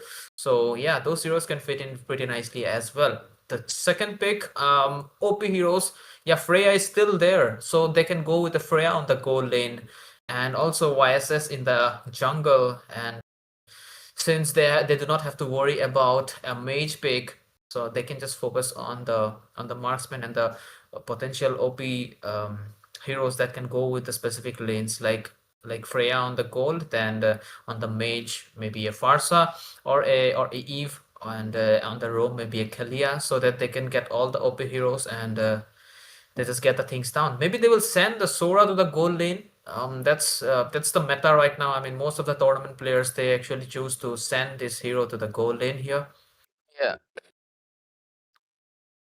Almost been 3 minutes of the pause. Hopefully they resolve it pretty soon and we can get back into the match. Yep, and the cold weather, guys. So I hope it is. I think it is cold in Itanagar right now as well. So Yeah, I mean, it's a hilly area, right? It should definitely yeah, be pretty cold. But yeah, yeah. for now, we will just wait and wait. And talk about the weather. Whenever you have nothing to talk about, always talk about the weather. What a nice weather. I mean, Exactly, man. it's better than saying, "Wow, it's so sunny" when it's at night, right? But anyways, it looks like we're going to be going back into the draft. Let's see if it is going to be. Yep, it is going to be none other than Arisa. I definitely think that Terizla was a mispick. I mean, Yeah, Bro showed up Freya, and after that, picking up the Terizla, I definitely think, or at least something was definitely the issue. Right now, we will most likely go back into the game, and we will see what the real pick is going to be. exactly. I mean, that's what I was even curious about. I mean, they should have gone with the Freya, man. They showed it, then picked up some random heroes, man. I mean, Lunox is understandable, but why the Terizla again? Maybe that's what they have asked for a redraft, though. Yep, most likely. And with APM this, syndromes. we will see. We'll wait until it is resolved, and we will get back into the game ASAP. And we will obviously have to speed run the draft ASAP as well. Until then, let's see. Okay, looks like one of the players is definitely facing some issues. Hopefully, they're back. Yep, one player from Sarcastic 9 is missing. Bro went to restart his phone, I guess. So I guess the internet issues in Arunachal it is there, but I guess the Wi-Fi is, if the Wi-Fi service is there in the LAN, so it shouldn't be much of a problem though. So yeah, let's see. what it will be. Okay. Oh, he is back. Eve it was. So is he gonna pick Eve? Nah, he picked the Lunox already. So I guess they have to continue with most of the picks. Maybe they will get a chance to reset one pick at least. Only. So yeah, maybe they will reset the Terisla pick. Yeah, most likely. And we will right now speed run the draft. There was a Carry ban, there was a Minotaur ban, there was a Kadita ban, there was a Yuzhong ban, there's obviously the mandatory Zushin ban. What else? Who else? Um, who else? Did you miss anyone? Can't remember right now. Kadita is done. Oh, Grog was there. Oh yeah, Grog ban. Yep, Grog ban. Ban the Grog out. Yep. And this is going to be who was It it? will be This the one. Minotaur. A Minotaur. Yeah. First pick So yeah, it was Sora. Sora. It will be the Sora, and they have to go with the Lunox and something, I guess. I think they will most likely just go for the Freya. That Tesla was definitely a mistake. Lunox was not. Obviously, Lunox is never a mistake. Look at her; she's so beautiful. How could she be a mistake? If you call her a mistake, okay. What Whoa! is this? Okay, interesting. No. Oh Why wait, the one second. reset though? The ones that were having issues was actually the side of Sarcastic 9. Okay. Terizla was not an issue. Okay, got it. They probably had an issue. And I since he's see. back right now, let's see. They changed the Sora player, right? Yeah, last time I guess it was. I'm not sure, man. The Sora I'm last not sure time. either, but let's forget all the formalities. We'll just enjoy the game, right? The draft is there. We get the instant lock on Fredrin, and just like you said, the Zacian is going to be coming in. And to respond, let's see what the other side of Horizon Esports. They're looking up to the horizon for this draft, and let's see what speaks to them. I'm surprised there's no Freya coming in from the other side as well, so I think they can pick up the Freya if they want. Oh my god. I was just talking about the Mia in the last game. Are we going to see a Mia? Pepsi is planning to go get the Mia or the Freya. Both of them are gold laners, but if it's a Mia, they have to push the game a little bit longer. Okay, Oh, they I go got a catch up. tanky. They are going a tanky, but carry is banned. Lunox on their side. Maybe is there a space for an X-Borg in the enemy? I'm not sure. Xborg can fit in, but that would mean their gold laner will have to deal most of the damage, and Lunox as well. And Gatotkacha will have to do the heavy lifting of being the frontliner because Terizla cannot join team fights. He's too slow. And that is one of his main biggest weaknesses why he's not exactly in the meta. And also because he's just pure tank. He can't sustain that much anymore, especially after the nerf into that War X. So we're in for a treat. Let's see. They're taking in their time for the ban. They ban out the Khalid, so the Gatotkacha does not get affected. But I do think a support might be showing up from the side of Sarcastic 9.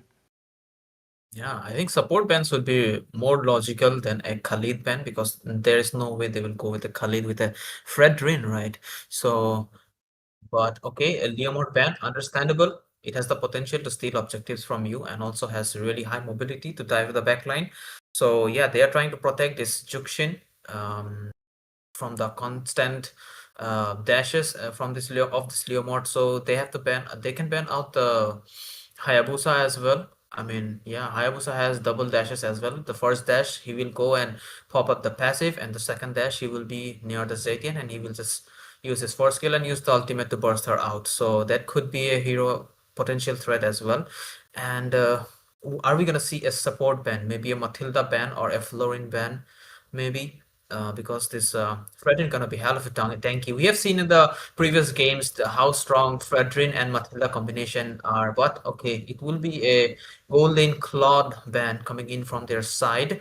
So I think they have already planned to send the Sora to the gold lane, if I'm not wrong.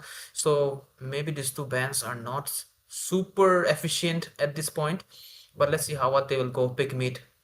Okay, he will ban out XG as well. Okay, what do you want to say A lot about of that, Ray? Ixia bans and picks in this Yeah. tournament.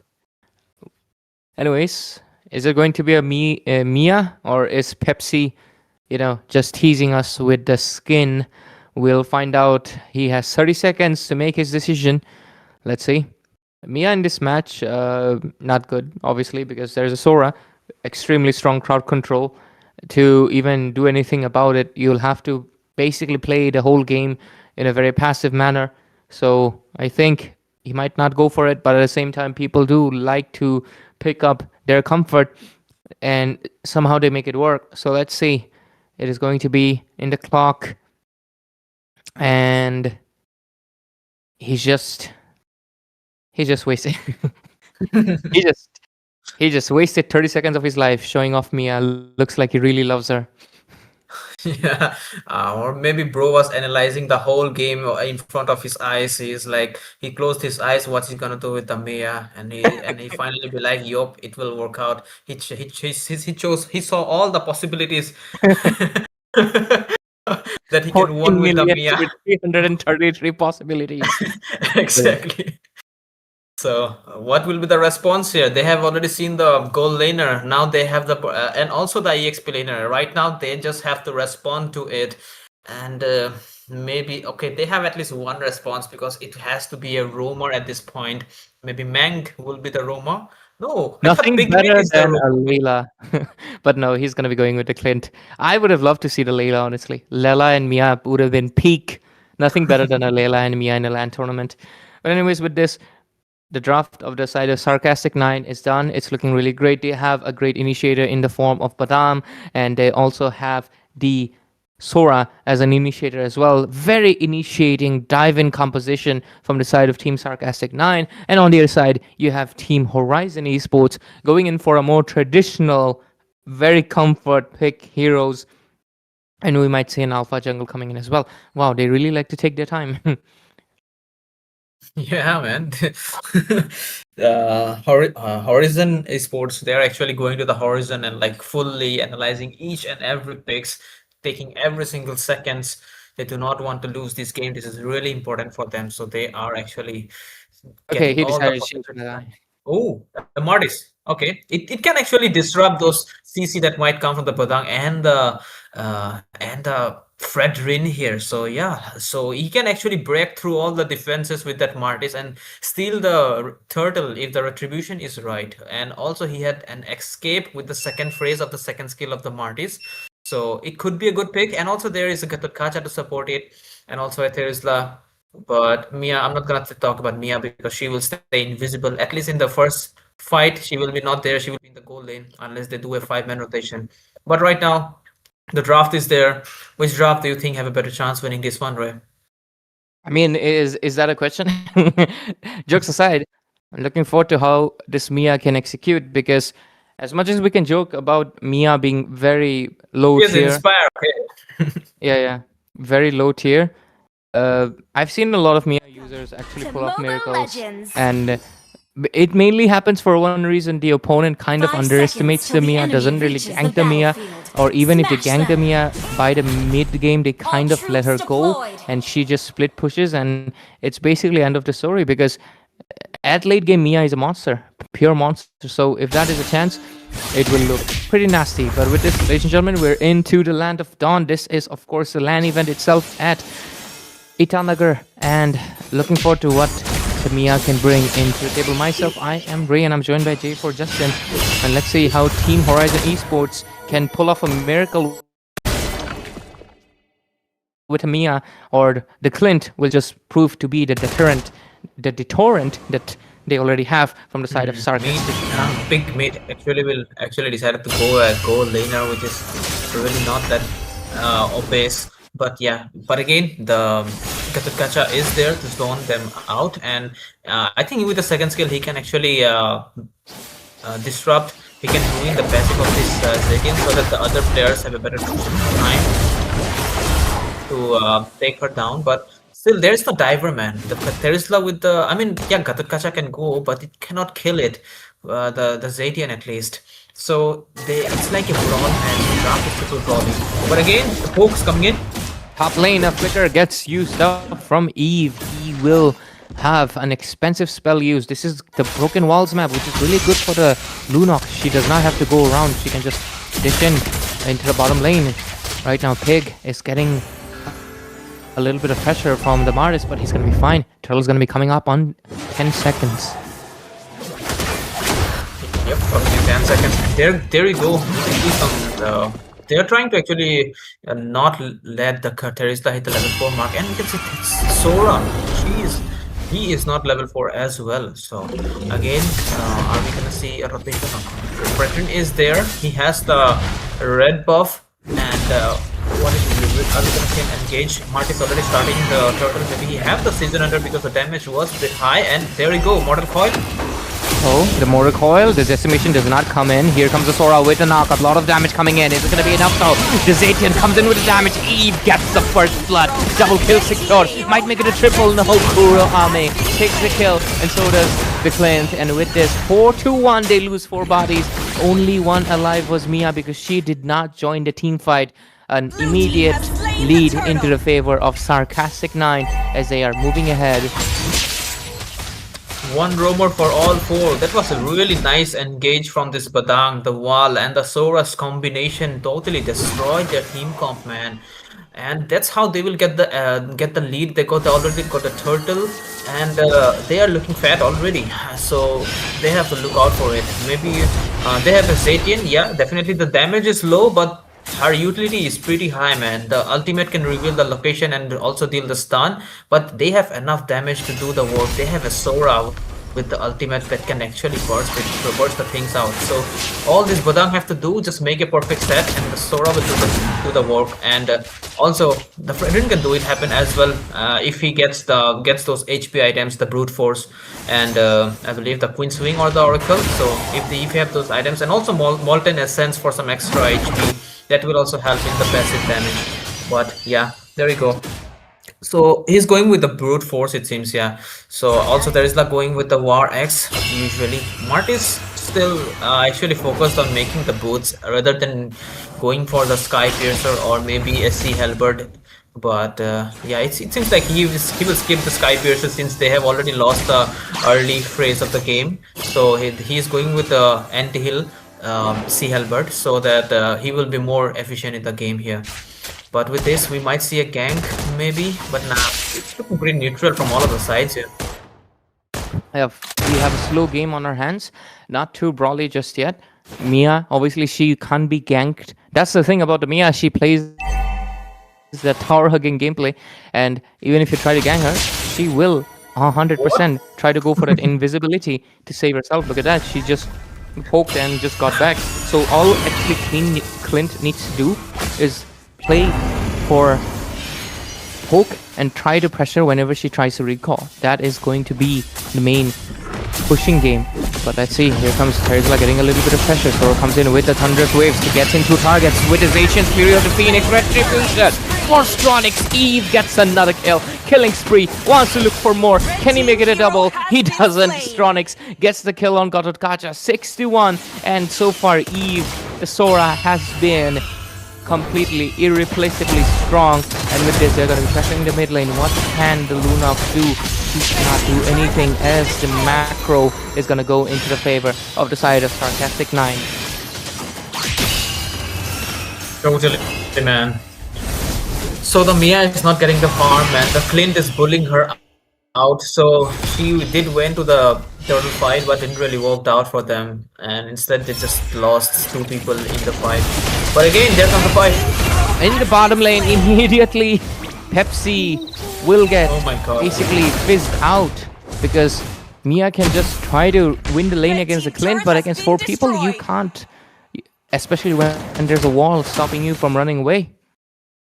Not having the best day of her life, man. Pepsi, I think she should play a little bit more aggressive. She should use her ultimate to clear the minions so that at least she can get the farm, man. But she's playing so passive. The clean gives some poke, and instead of just staying there or do something, she just recalls to the base and she just loses all those chunky golden minions. And yeah, the 5 minutes, it's already...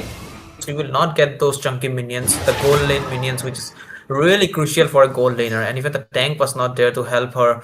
And she also not played aggressive. Maybe she should have do some kamikaze stuff with her ultimate to clear the wave and just try to run away. Maybe that could be more effective than just recalling after every single poke enemy has dealt on you. Right now, Sora might be in trouble. Yep. Three people. Here comes the penalty zone. Sora trying to retreat. Good item choice. Queen's Wings first item comes in clutch. Gives him the damage reduction to retreat. Three people initiation, but he's still gonna be fine. Look at that. This is one of the reasons I love the Queen's Wings first item on fighters. You need that because it gives you sustain, it gives you spell vamp, and it gives you everything you need. So perfect first item. Really great choice from the Sora. On top lane, still going strong.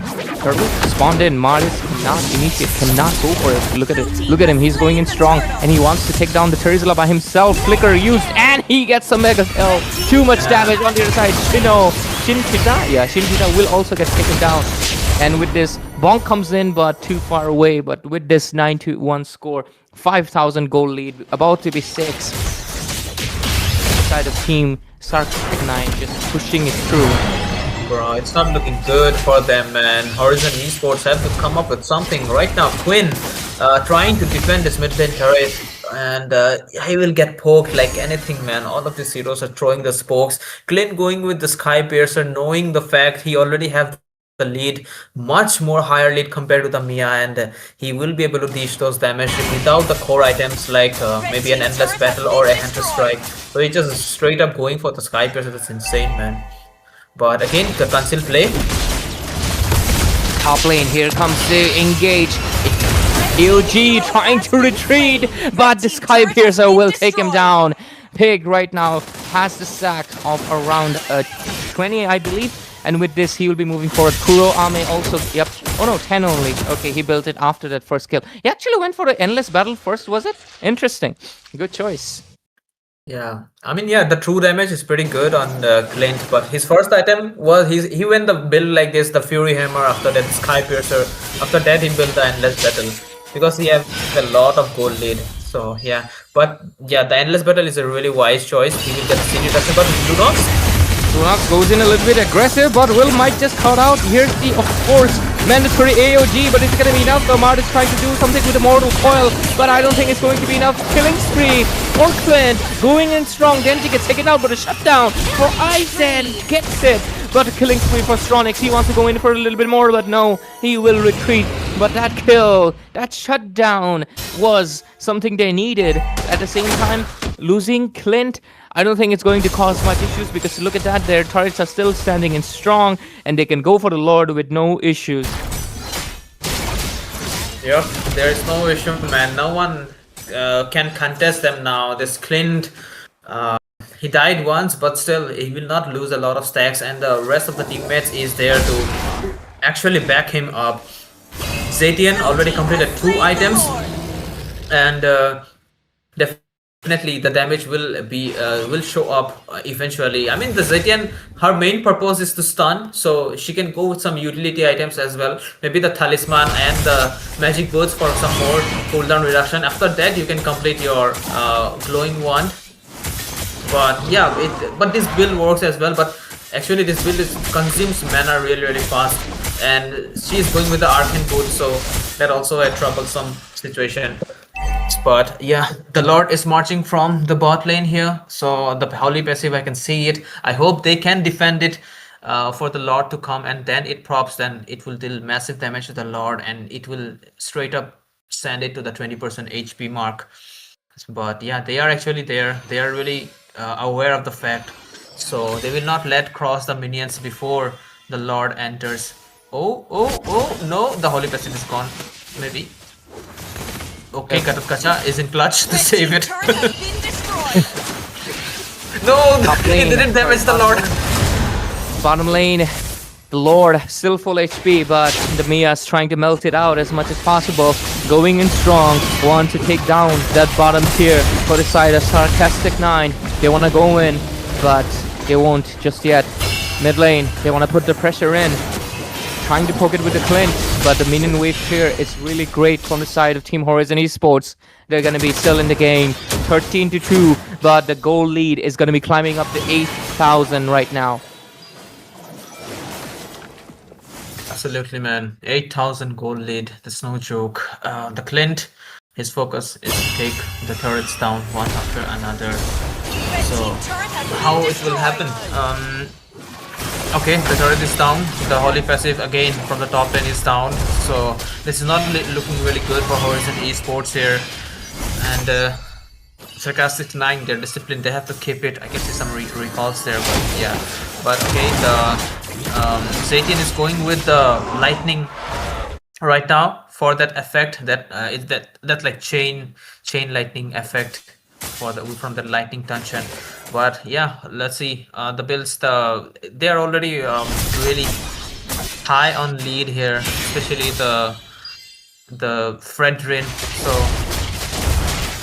also the there you go. The War Axe is there, and also the anti-heal item. So the damage will be there. They're still ahead of lead. They have to drag the game a little bit longer. Mia have 3 items done.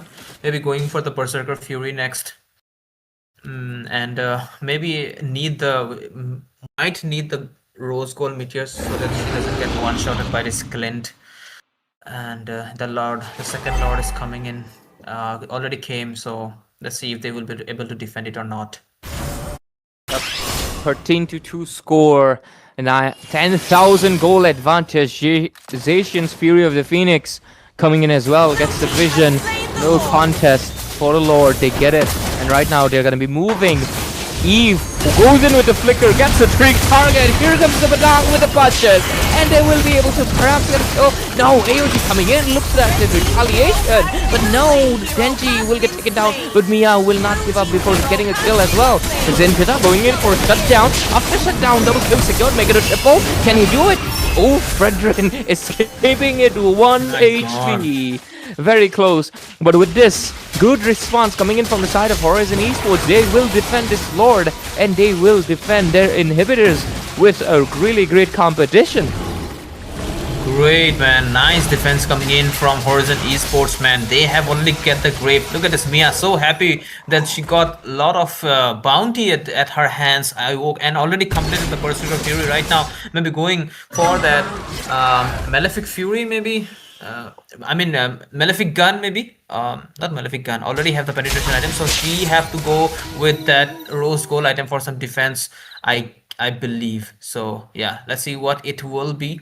The Kacha is also there, and the Lunox is there.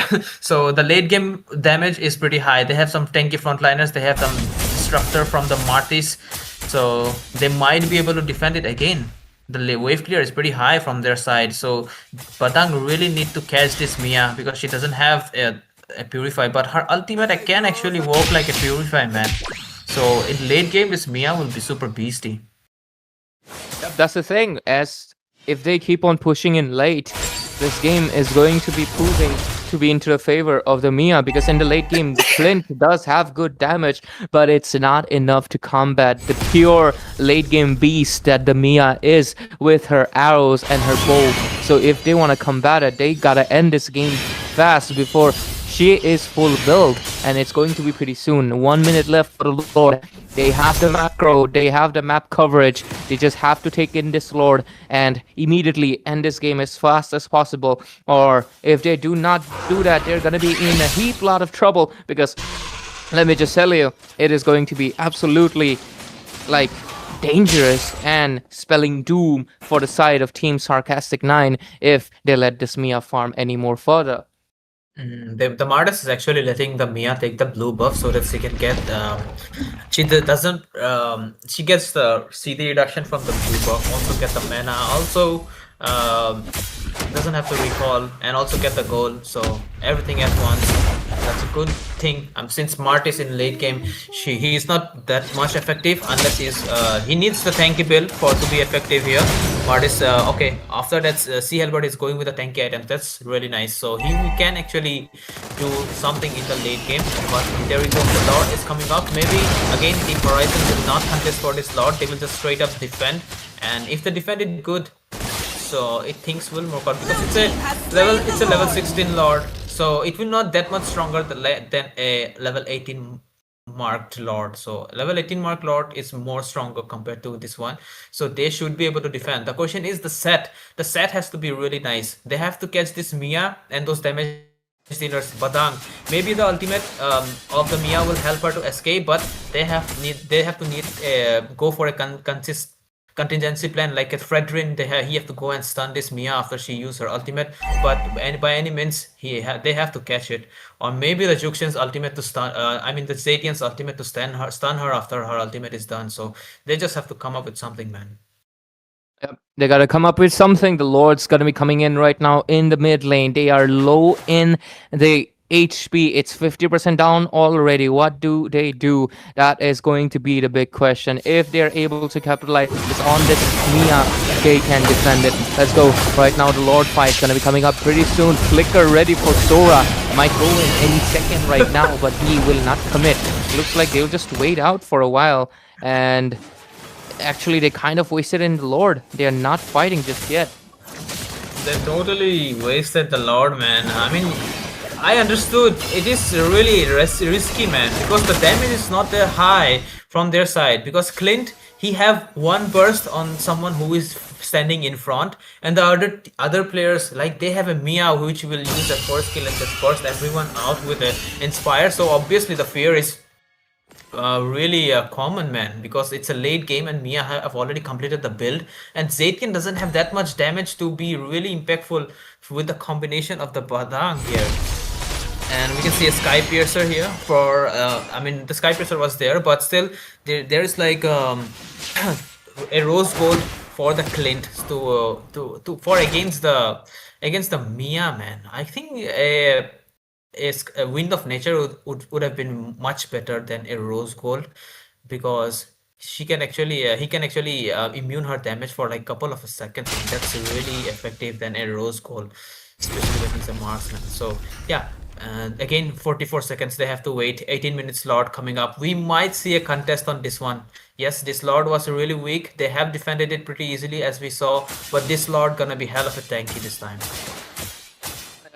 I think we're gonna be waiting in for a while. This game might be the longest for tonight, as it's gonna be going into the 20-minute mark already. We've had really fast-paced games so far, but looks like this one is going to be the odd one out. And with this Lord, if they're not able to end it, we might be in the era of Mia, and where Mia actually shines brighter than the Clint, and it will spell disaster for the side of Team Sarcastic 9. Lord's gonna be coming in 14-5 score. We have 6,000 goal advantage still in the table. Do they come in for this Lord fight? That is the question. But I think the zoning is too strong to really commit to it just yet for now. Absolutely. There we go. The Lord dance has started. There is the already in position, maybe waiting for the penalty zone. Finding a really nice... No, they are backing off. Oh my god, they could have contested it. Why? Okay, it is what it is. Yep, maybe the Zetian's ultimate scared them, but I guess they got the call from the in-game leader to just back off, and we will just defend it, and they do not wanted to risk it for the biscuit. But yeah, so let's see if they will be able to defend this Lord or not. That's a big question. Absolutely right, Justin, because right now it's not looking good for the side of Sarcastic 9. I'm gonna be honest, because like they're stalling the game right now. They're not able to end it, but at the same time, since the side of Team Horizon did not respond either, they're kind of in the good spot too, funny enough. So we are in a little bit of a mixed bag right now. Let's wait out and see what happens. Okay, let's see. The lanes has been synced out pretty nice. Clint maybe would have laid, not shoot the minion, and okay, the Mia maybe has already started hitting the Lord. 1, 2, 3, 1, 2, 3. Are we gonna see an engage? I'm waiting for the perfect set from this Badang or something, man. What is going on? Okay, they are already trying to take out the inhibitor. 2 inhibitors down already. Where is the set? Badang. My eyes on him, man, but he's so scared, man. He does not want to engage, and 2 inhibitors and the Lord is done. So they have defended again. Not looking good. They're stalling the game. Mia is becoming stronger. They have to commit, but at the same time, like you said, they're scared. They're scared of a wipeout. They're scared of losing more than they can bargain for. And the Clint as well. I feel like you gotta go for that Wind of Nature, because there's only Lunox, and I don't think Lunox has been able to reach anyone. But to be fair, right now her damage is pretty high. They finally look like they can get someone. It's gonna be the turret coming in. Flicker and the AOG as well. Mia doing all the damage. Eve gets taken down, but at the same time, okay, Can they initiate? No, looks like they're going in back a little bit. Kuro Ame Morpheus? does not engage. Tesla's gonna be fine. They only lose Eve, which is of course Sora in the team fight. I think Horizon Esports will win in team fights now. They just have to engage, man, because this Mia can actually shred out everyone. They just have to wait for this Mia to come for the Inspire to get the cooldown done. And this Mia can do the job, man. They have everything. They have frontliners. She do not need any protection. And also this Lunox is there to do the work as well, man. They have everything. They just have one engage and they're good to go. Korra is in cooldown. They are going for the Lord this time. They will not let them take the Lord. And Queen doing a great job revealing the position of the Fredrin so that he doesn't get a chance to do the poke and steal the Lord. But we might see a big engage real time soon.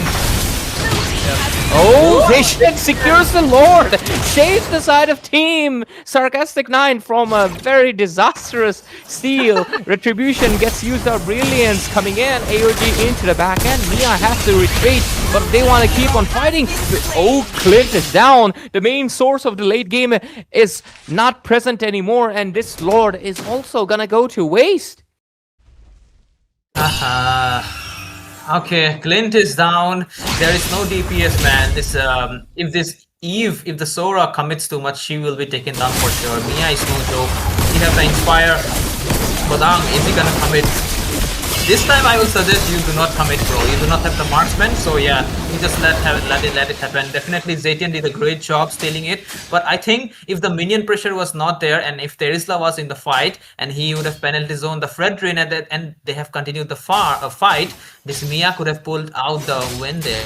And I think this is the time for Mia to sell the rapid boost, man. I think she can go with another damage she wants here, but. Okay, the conceal has been popped in, all of them running here and there, no one wants to die, and because it is looking insane. Okay, Zadian still have the passive, use the second skill to cancel the recall, but the charger still will be recalling, and the blue buff has been stolen. Okay, but looking at the mana bars, looking fill from all of the sides, Mia clearing a little bit ahead without any tank, but I think she is fine. She will just use her ultimate too. She's tired. Okay, conceal play. Meg coming in. Looking for the Mia, AOG coming in to defend her, and she's gonna be fine for now. Clint on the other side though, trying to go for a sneaky push, but you can't be that sneaky. You're not invisible. And with this, they're gonna be waiting in for another Lord. This game is getting stalled. This game is getting pushed. We are in 25 minutes, and the side of Team Sarcastic is not able to find an end to this game. Whoa, what a long game, man. 24 minutes, and again, we have to wait a few more seconds for the Lord to come. And I think because the inhibitor turrets are down, really chunky minions are coming from the side of Team Sarcastic 9, and that's the problem, and that's why the Terisla have to go to that lane to defend it. I think someone have to go a little bit ahead and just clear it up for themselves. But Sora maybe just clear the mid lane and come to the team fight without an issue, but Mia is there to clear it out. That's a good sign. Lunox maybe can go and poke up the minions a bit so that it doesn't harass the other minions, but again, the fight is about to start. Yep, the Lord fight. This might be the crucial one. Mia on the other side. She's trying to come in from the back. Here comes the Zacian's ultimate. The AOG doesn't really land a spot. But look at the Mia coming in from the back. She's actually the main target. Barang goes in. Pigmeat on the other side. Takes out Zacian again. Takes the Lord. And with this, looks like they've finally found the lead. They've finally got at the point. They finally got the fight that they were waiting for. For the longest time, the side of Team Horizon has been on the horizon, waiting inside the base. And finally, they got the fight that they were waiting for, the side of Team Sarcastic 9. They've been waiting for the fight to come to their face. And with this, with basically practically over, congratulations, Sarcastic 9. At 26 minutes, they take the victory and they move forward. What a long game, man. It was for a moment, I really had the feeling that they, Team Horizon Esports can do something about it. They can make it happen. They might pull it. Mia already had all of the items, had the rose goal as expected, and yeah, did choose the rapid boost for the movement, but I think that was not really necessary. With the inspired, she could have deleted everyone, but it seems like Fredrin caught her, and that was the wrong angle. She have went. Maybe she should have went from the other angle, man, because the Fredrin can really counter her out, and he was really tanky as well. So that's how she got CC'd, and she couldn't move, and she couldn't do much. And even the AOG got wasted. He did target it on the Fredrin, but he just moved out and he just landed on the Lord. So yeah, that was some panic situation. The panic ults from all of the situation, all of the heroes there, from the Gatot Kacha especially. But that's the best part of a Zetian, man. Doesn't matter whoever where is standing, and in the team fights, Zetian can actually hit perfectly. Doesn't matter, and stun everyone. So it was a perfect ult. Absolutely right. And with this, ladies and gentlemen, we will go for a short little break and we will be back with the sixth match of the evening. Don't go anywhere. Make sure to stay tuned. And other people at the LAN event, hope you guys are just chilling and enjoying the matches as well. We'll be right back.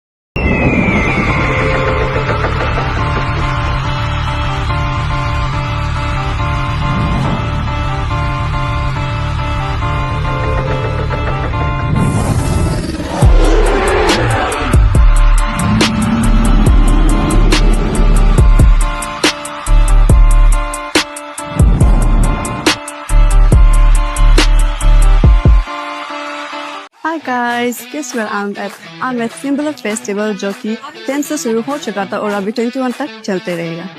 इस बार vision की हम लोगों के लिए एक बहुत ही अच्छा initiative introduce किया है which is EV gaming for sports and gaming. EV sports के अंदर में बहुत सारा गेम्स आता है जैसे कि taken, FC26 and mobile legends, जिसका लेन इवेंट होगा 15 से लेकर 17 तक इधर सिम्बेला में। रजिस्ट्रेशन अभी तक ओपन है with limited slots of 64 only. अगर आपको अरुणाचल का टॉप 1 प्लेयर में से एक बनना है तो ये अपॉर्चुनिटी बिल्कुल मिस मत कीजिए और लेन में जरूर रजिस्टर कीजिए।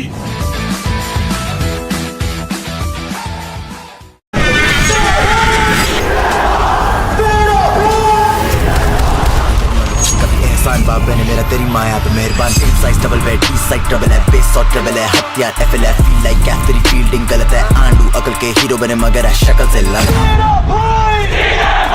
पीछे पीछे से देते गाली पर आगे से मेरे मुझे न पड़े छूटते भाई जिसी को वापस दे न जाए कोई टो बाय टो। मेरा फ्लो करे ताइक्वांडो साला हमें जिस वेन्यू ने फेंका बाहर करा एक साल बाद भाई सोल्ड आउट शो कांट फाड़ ऐसे जाना पड़ेगा क्योंकि ये सारे बैरिकेड तुमने तोड़ दिए हैं।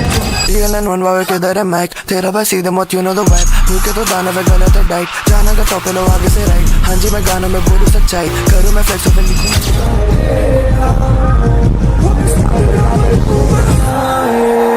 कभी थी गाना कभी ठिकाना कभी थी प्यार और कभी थी सारा कभी थी नशा कभी थी छाता कभी थी दोस्त और कभी थी ज्वाला कभी था गम में तो होती बस यहाँ पर कभी वो नाक पे दम से जुकाम है ओटा में कलम के दम पे नहीं रहना यह काम तभी एलेगा साइलेंट इस नाम।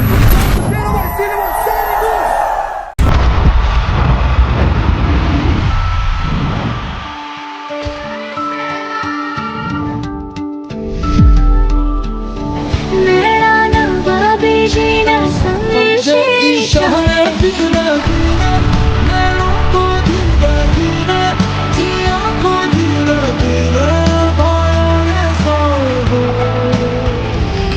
की दीवारों में छुपा है जो मेरे लिए ऐसा राज है तू समझूं मैं तेरी ये शरारतें फिर मुझे ही करता याद है क्यों।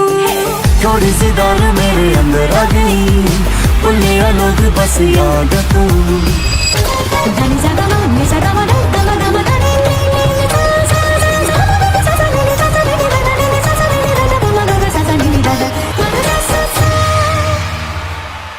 আমি যে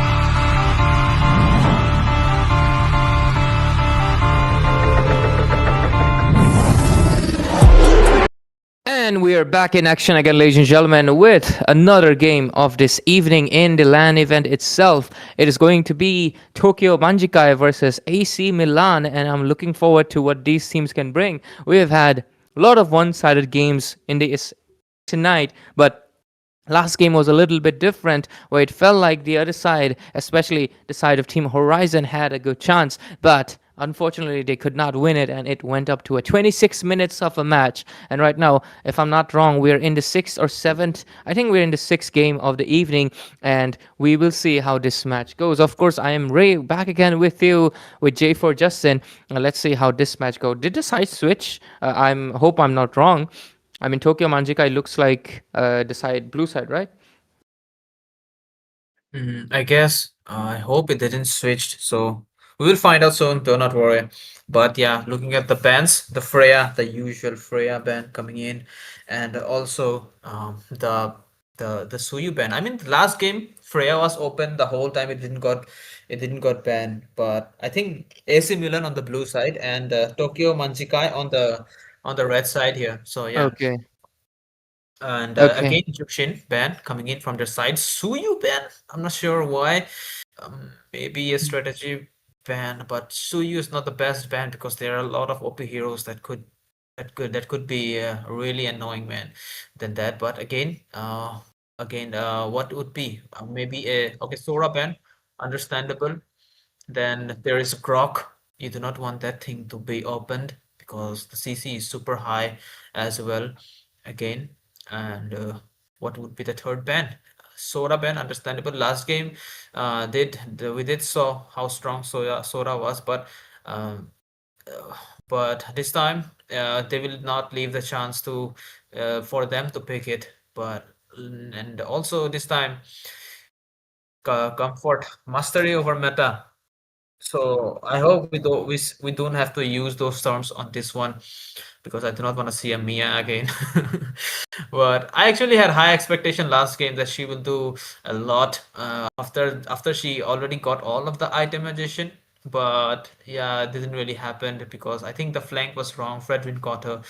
And YS's band coming in, as well as Joy. Ooh, that's a really niche band coming in. Maybe there might be some player who plays Joy really good or some or this assassin heroes here. Most likely, I feel like because two jungle bands targeted towards the side of Team AC Milan really goes to show that there's a good assassin. And talking about assassin, Chakpu here gets the mermaid. The Karita is going to be coming in with, of course, right now. Gatotkacha, Yu Zhong still left out open. I think a dragon might be here coming in to take care of this fish, but I think only time will tell. We gotta wait, but I think a dragon will definitely be a power pick regardless. Or maybe we might see an Esmeralda showing up any second. Kalia, the other fish lady, she's also open. So what could it be? We got a lot of options right now. A lot of great heroes open. And they go for the Grok, but okay, Grok is good. Grok is horrible against the Valentina and Khalid. Valentina just straight up copies your ultimate, and Khalid out rotates you, out damages you, out sustains you, out initiates you. So yeah, a Novaria first pick. That is a first in this tournament and tonight as well, ladies and gentlemen. Because and she's also one of the most, in my opinion, she is one of the most hard to execute mages alongside Louis because her ultimate does not deal damage. It's all about utility. Totally, man. If she is good with it, like it's same like Kagura, man. It's super skill based mage. So if she have proper aim, she can make it happen. And okay, a dragon and a Nathan, really early Nathan pick coming in. So this will give them the time to think which MM which would will be good here. And I think it is because of the Kadita, man. Kadita actually scares really it's really scary to cross the river area when there is a Kadita on the enemy. So that's why he picked up that Novaria to land those meteor shots to clear the minion waves, I guess.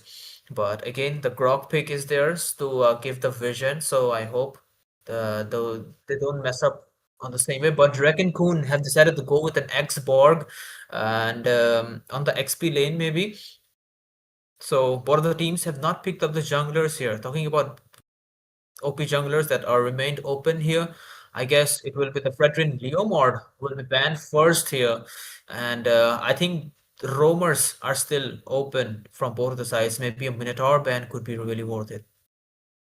Yeah, I think Minotaur can be really great for the side of team uh, AC Milan, but I think they can still go for the Gatotkacha for the backline dive as well as great retreat. And Gatot in general will also take out any goal laners that can have an impact against the Nathan. But I think against the Nathan, we might be seeing a fighter, or at most tonight we haven't seen a single, but I would love to see a Harith because he's someone that can go toe to toe against the Nathan, and Nathan cannot build Wind of Nature to have the upper hand advantage. So let's see what is going to be. We're seeing the hero is going to be coming up, and Lapu Lapu gets banned out as well. Let's see. Totally. Lapu Lapu banned out, and since even though Xborg has upper hand against tanky heroes, still Lapu Lapu is a really scary pick. It can jump to the backline and melt everyone out. So, but a Tigreal pick, okay, a Tigreal ban coming out to avoid the Tigreal Kadita combo, most probably. Nayu taking his time to get a really proper ban, maybe a jungler, another jungler or EXP ban that might come.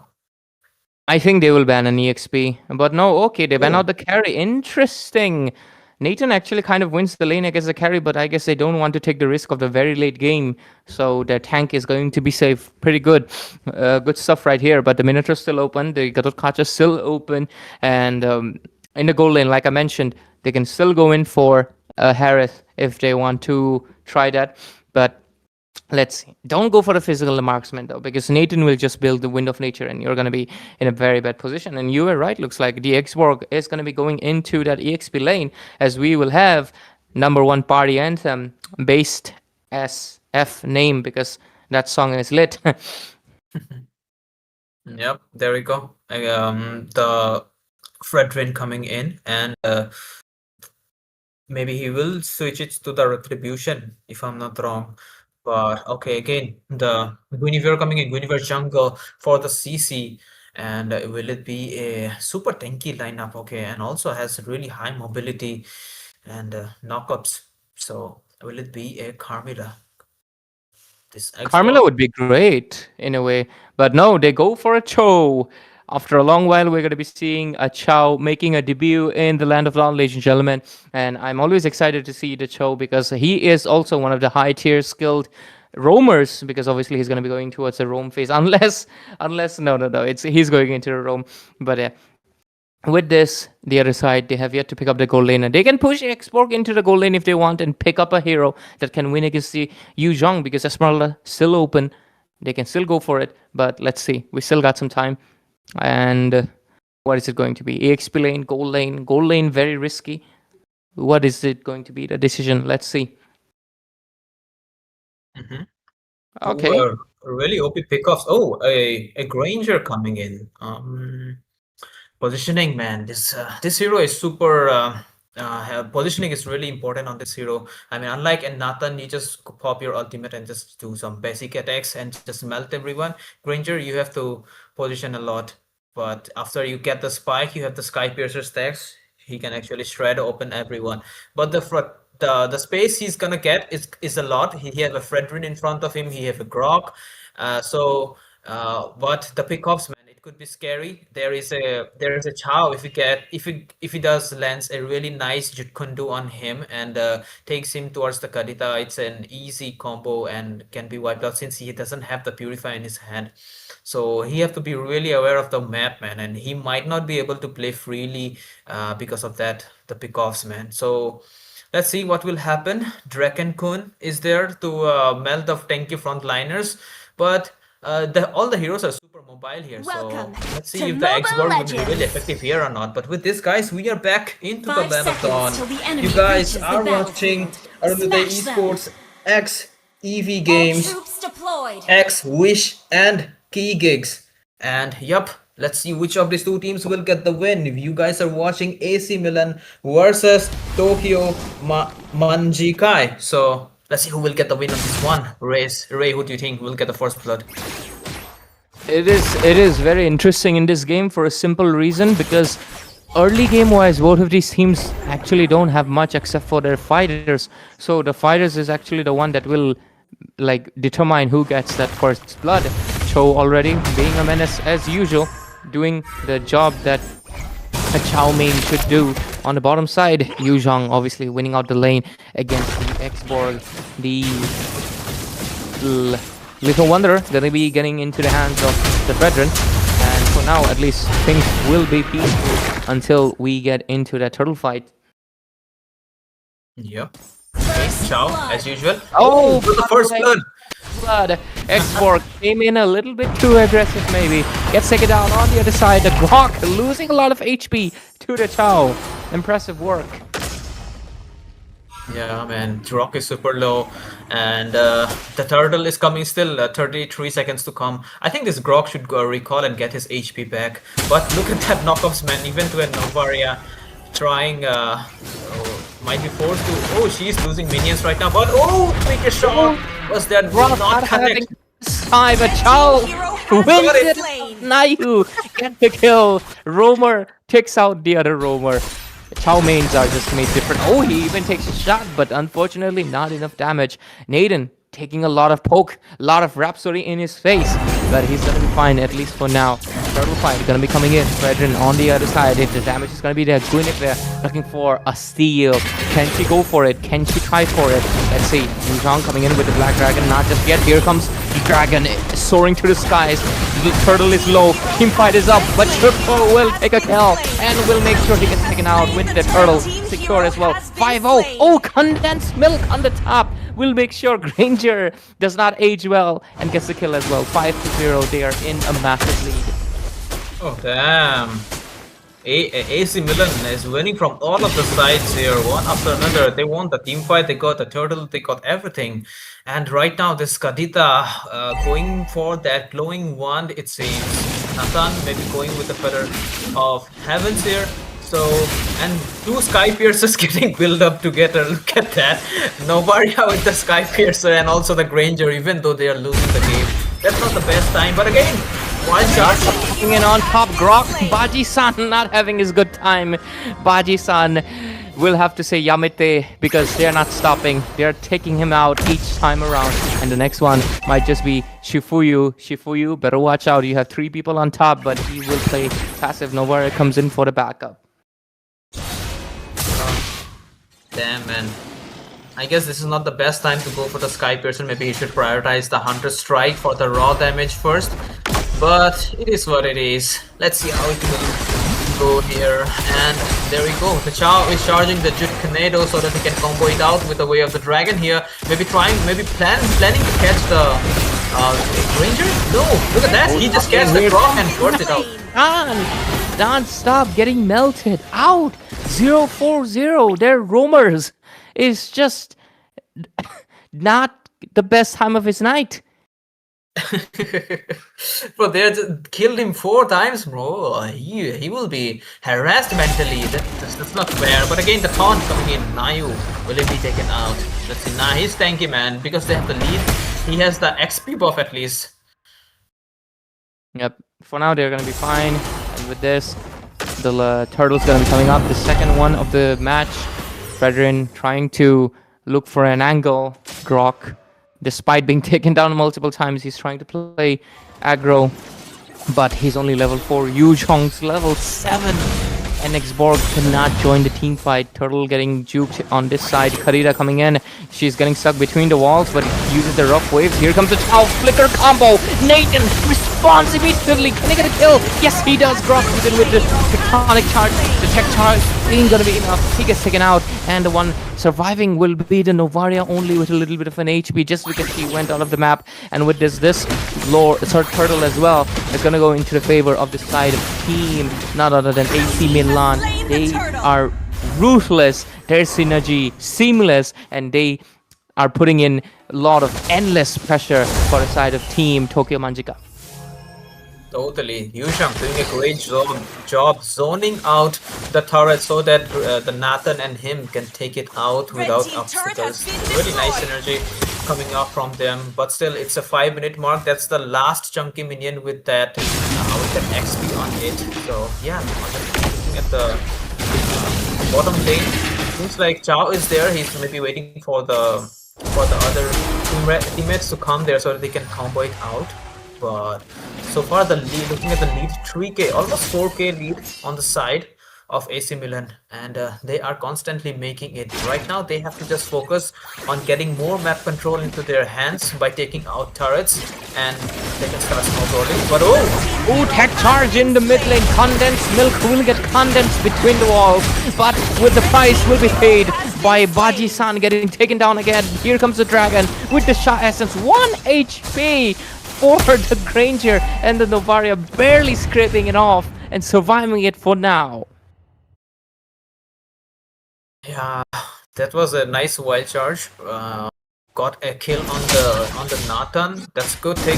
They just have to keep making some plays like this so that Team AC Milan doesn't get too far on the lead, and they might be able to catch up slowly but surely.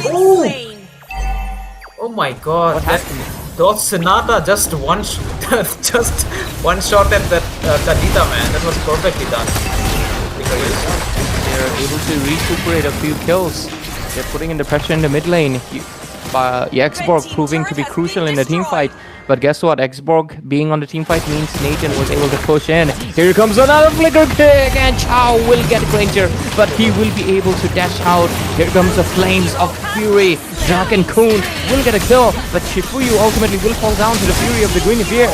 The French lady will take down someone, and so will the mermaid, getting a kill, making a trade. 2-4-2 in the mid lane. They equalize it immediately, and the last hurdle of the game spawned in. They got 30 seconds before it turns into a lord. Here comes the Violet Requiem. Gravitational migration will take down the Grok and Baji-san, my man, at 7 deaths. And right now the Fredrin also falls into the hands of Condensed Milk, and with this, right now 14-5 score. They are completely in the dominant side. Oh, Kadita's little taking a lot of damage. Will retreat, fortunately. But Turtle gets resetted. Looks like they maybe go for the Lord instead. Yep, he will definitely go towards the Lord. Nathan is not hitting it. He knows the drill, but Conceal has been popped in. No, it will not. They will not make a play here. Got revealed already. Lord is on, and another team fight.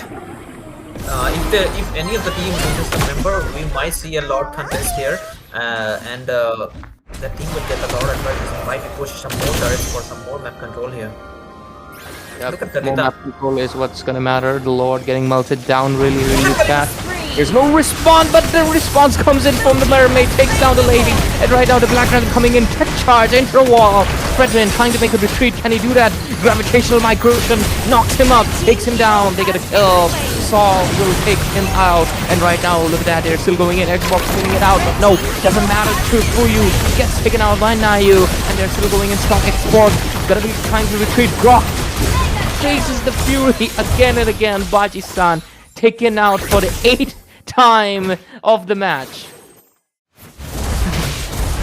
That was nice, man. But again, they are right now. Their objective is to take out the turrets as much as possible. 2 people down from their side, and they have the Lord advantage right now. They just have to do that right. But Kalita going in again.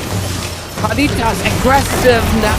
Oh, she pays it with her life after taking down the Navaria, and 1-for-1 trade goes to the mid lane is down. 19-6 score, and like right now we're looking at the Lord coming on top. The inner turret's getting pushed in. Nathan pushes the bottom lane, and the top one will also get pushed in. They're losing the holy defenses, and slowly but surely the inhibitor is going to be exposed out completely. The side of team AC Milan has the macro in their pocket, and they're looking in for more. Top lane coming in, wants to go for it aggressive. Nayu does not find anyone just yet, and decides to retreat. Tech charge coming in on top. Nayu takes a lot of damage, but he will dash out. Petrify coming in with the shot essence, but look at that. Xborg gets a kill onto Nayu, but so does Condensed Milk. Double kill secured, but not before he pays it with his life. And Saw has to retreat, but here comes the mermaid looking for another target. And Luffy, better watch out. No, he gets knocked out by gravitational migration and taken down. Unstoppable for CU46. 22-8. Bro, look at the options, man. If Kadita misses, Guinevere catches both. I mean, it's perfect, man. It's super synchronized for them. Looking at the builds, Kadita have completed the Genius, followed up by that Glowing one to cancel out the lifesteals. But looking out, I'll have to see what. Okay, the Granger going with the Sea Halberd and the Hunter Strike. Maybe he sold the Sky Piercer. What's up? He already had a stack on it, but okay. And also the Navaria have the Sky Piercer, and looking at the sustain, Yuzhang have a lot of sustain. Export completed the War Axe, and the Dominance is here. So yeah, right now the Granger is going for the Sky Piercer. Okay, sounds fair now. And okay, the Lord is coming in 20 seconds. This fight will tell us a lot. If team Tokyo Manjikai decides to contest this Lord and maybe won the fight, so this will tell us a lot. But I think they will just stay inside because they're not going to risk it, because Chao and this Kadita, their team have a lot of pickups. Looking in risky right now. The Lord is going to be coming in. Here comes the Novaria's Astral Recall. Oh, knock up coming in onto the Export. Gets knocked up. His shield is gonna get melted out. X charge does not really land into spot. Here comes the damage. Black Dragon on top. Fredrin gets taken out. And right now the next target is gonna be the Export. And the next one, the Brock, falls in for the 10th time of the game. No, oh, triple kill secured for Nathan. Cannot go for the Maniac due to low HP, but they don't care about the Lord anymore. They just want to end it. They just want to send it. They want to go for the Nexus. They want to end it as fast as possible. Here comes the gravitational migration. Does not land. Granger doing his absolute best, fighting it against the whole of AC Milan. But what can a violinist with a gun do against whole rat of the side of Team AC Milan? With this, they will move forward. So congratulations. Damn, that's a perfect win for AC Milan, man. Almost I thought Tokyo Milan might getting the grip, but they proved me wrong. And yeah, CU46 did a great job, man. 706 KDA on the jungle, perfectly done. And the Chow picked really, it was really fruitful, I guess. We didn't saw much of a pickoff from him, but this Kalita with the Purify, I mean with the Petrify, it did the magics, man. But yeah, already they have lost the early phase of the game. Maybe they shouldn't have went with the Sky Piercers. That could be one of the mistakes. I mean, both of them, like the Mage and the Marksman, going with the Sky Piercer at the same time. You should not do it when you lose the early phase of the game. Just go with the raw damage items like Glowing Wand, Genius Wand, those and Hunter Strike and Malefic Roar. Those kind of items could be more effective than going with the Sky Piercer, especially when you do not have the lead. But congrats to Team AC Milan for getting the victory, but this is not the end, and Tokyo Manjai Kai can shine on another tournament. They will learn from these matches. So yeah, that is it. Yep, that's it for now, ladies and gentlemen. We will be coming right back with a short little break. Make sure you don't go anywhere if you're watching it on YouTube. And for the people at the LAN event, hope you guys are enjoying the hype of these team fights. The fights are getting stronger. So we'll be right back with a short little break.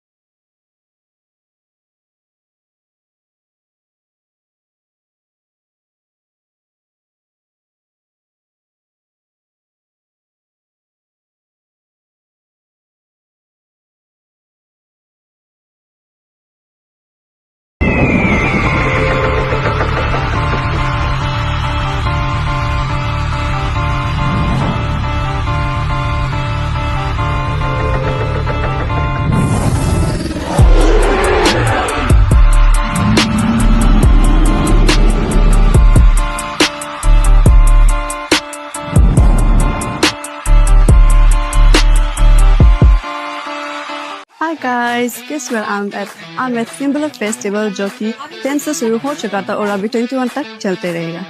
इस बार vision की हम लोगों के लिए एक बहुत ही अच्छा initiative introduce किया है, which is EV Gaming for Sports and Gaming। EV Sports के अंदर में बहुत सारा गेम्स आता है जैसे कि Tekken, FC26 and Mobile Legends, जिसका लैंड इवेंट होगा 15 से लेकर 17 तक इधर सिम्बेला में। रजिस्ट्रेशन अभी तक ओपन है with limited slots of 64 only. अगर आपको अरुणाचल का टॉप 1 प्लेयर में से एक बनना है तो ये अपॉर्चुनिटी बिल्कुल मिस मत कीजिए और लैंड में जरूर रजिस्टर कीजिए।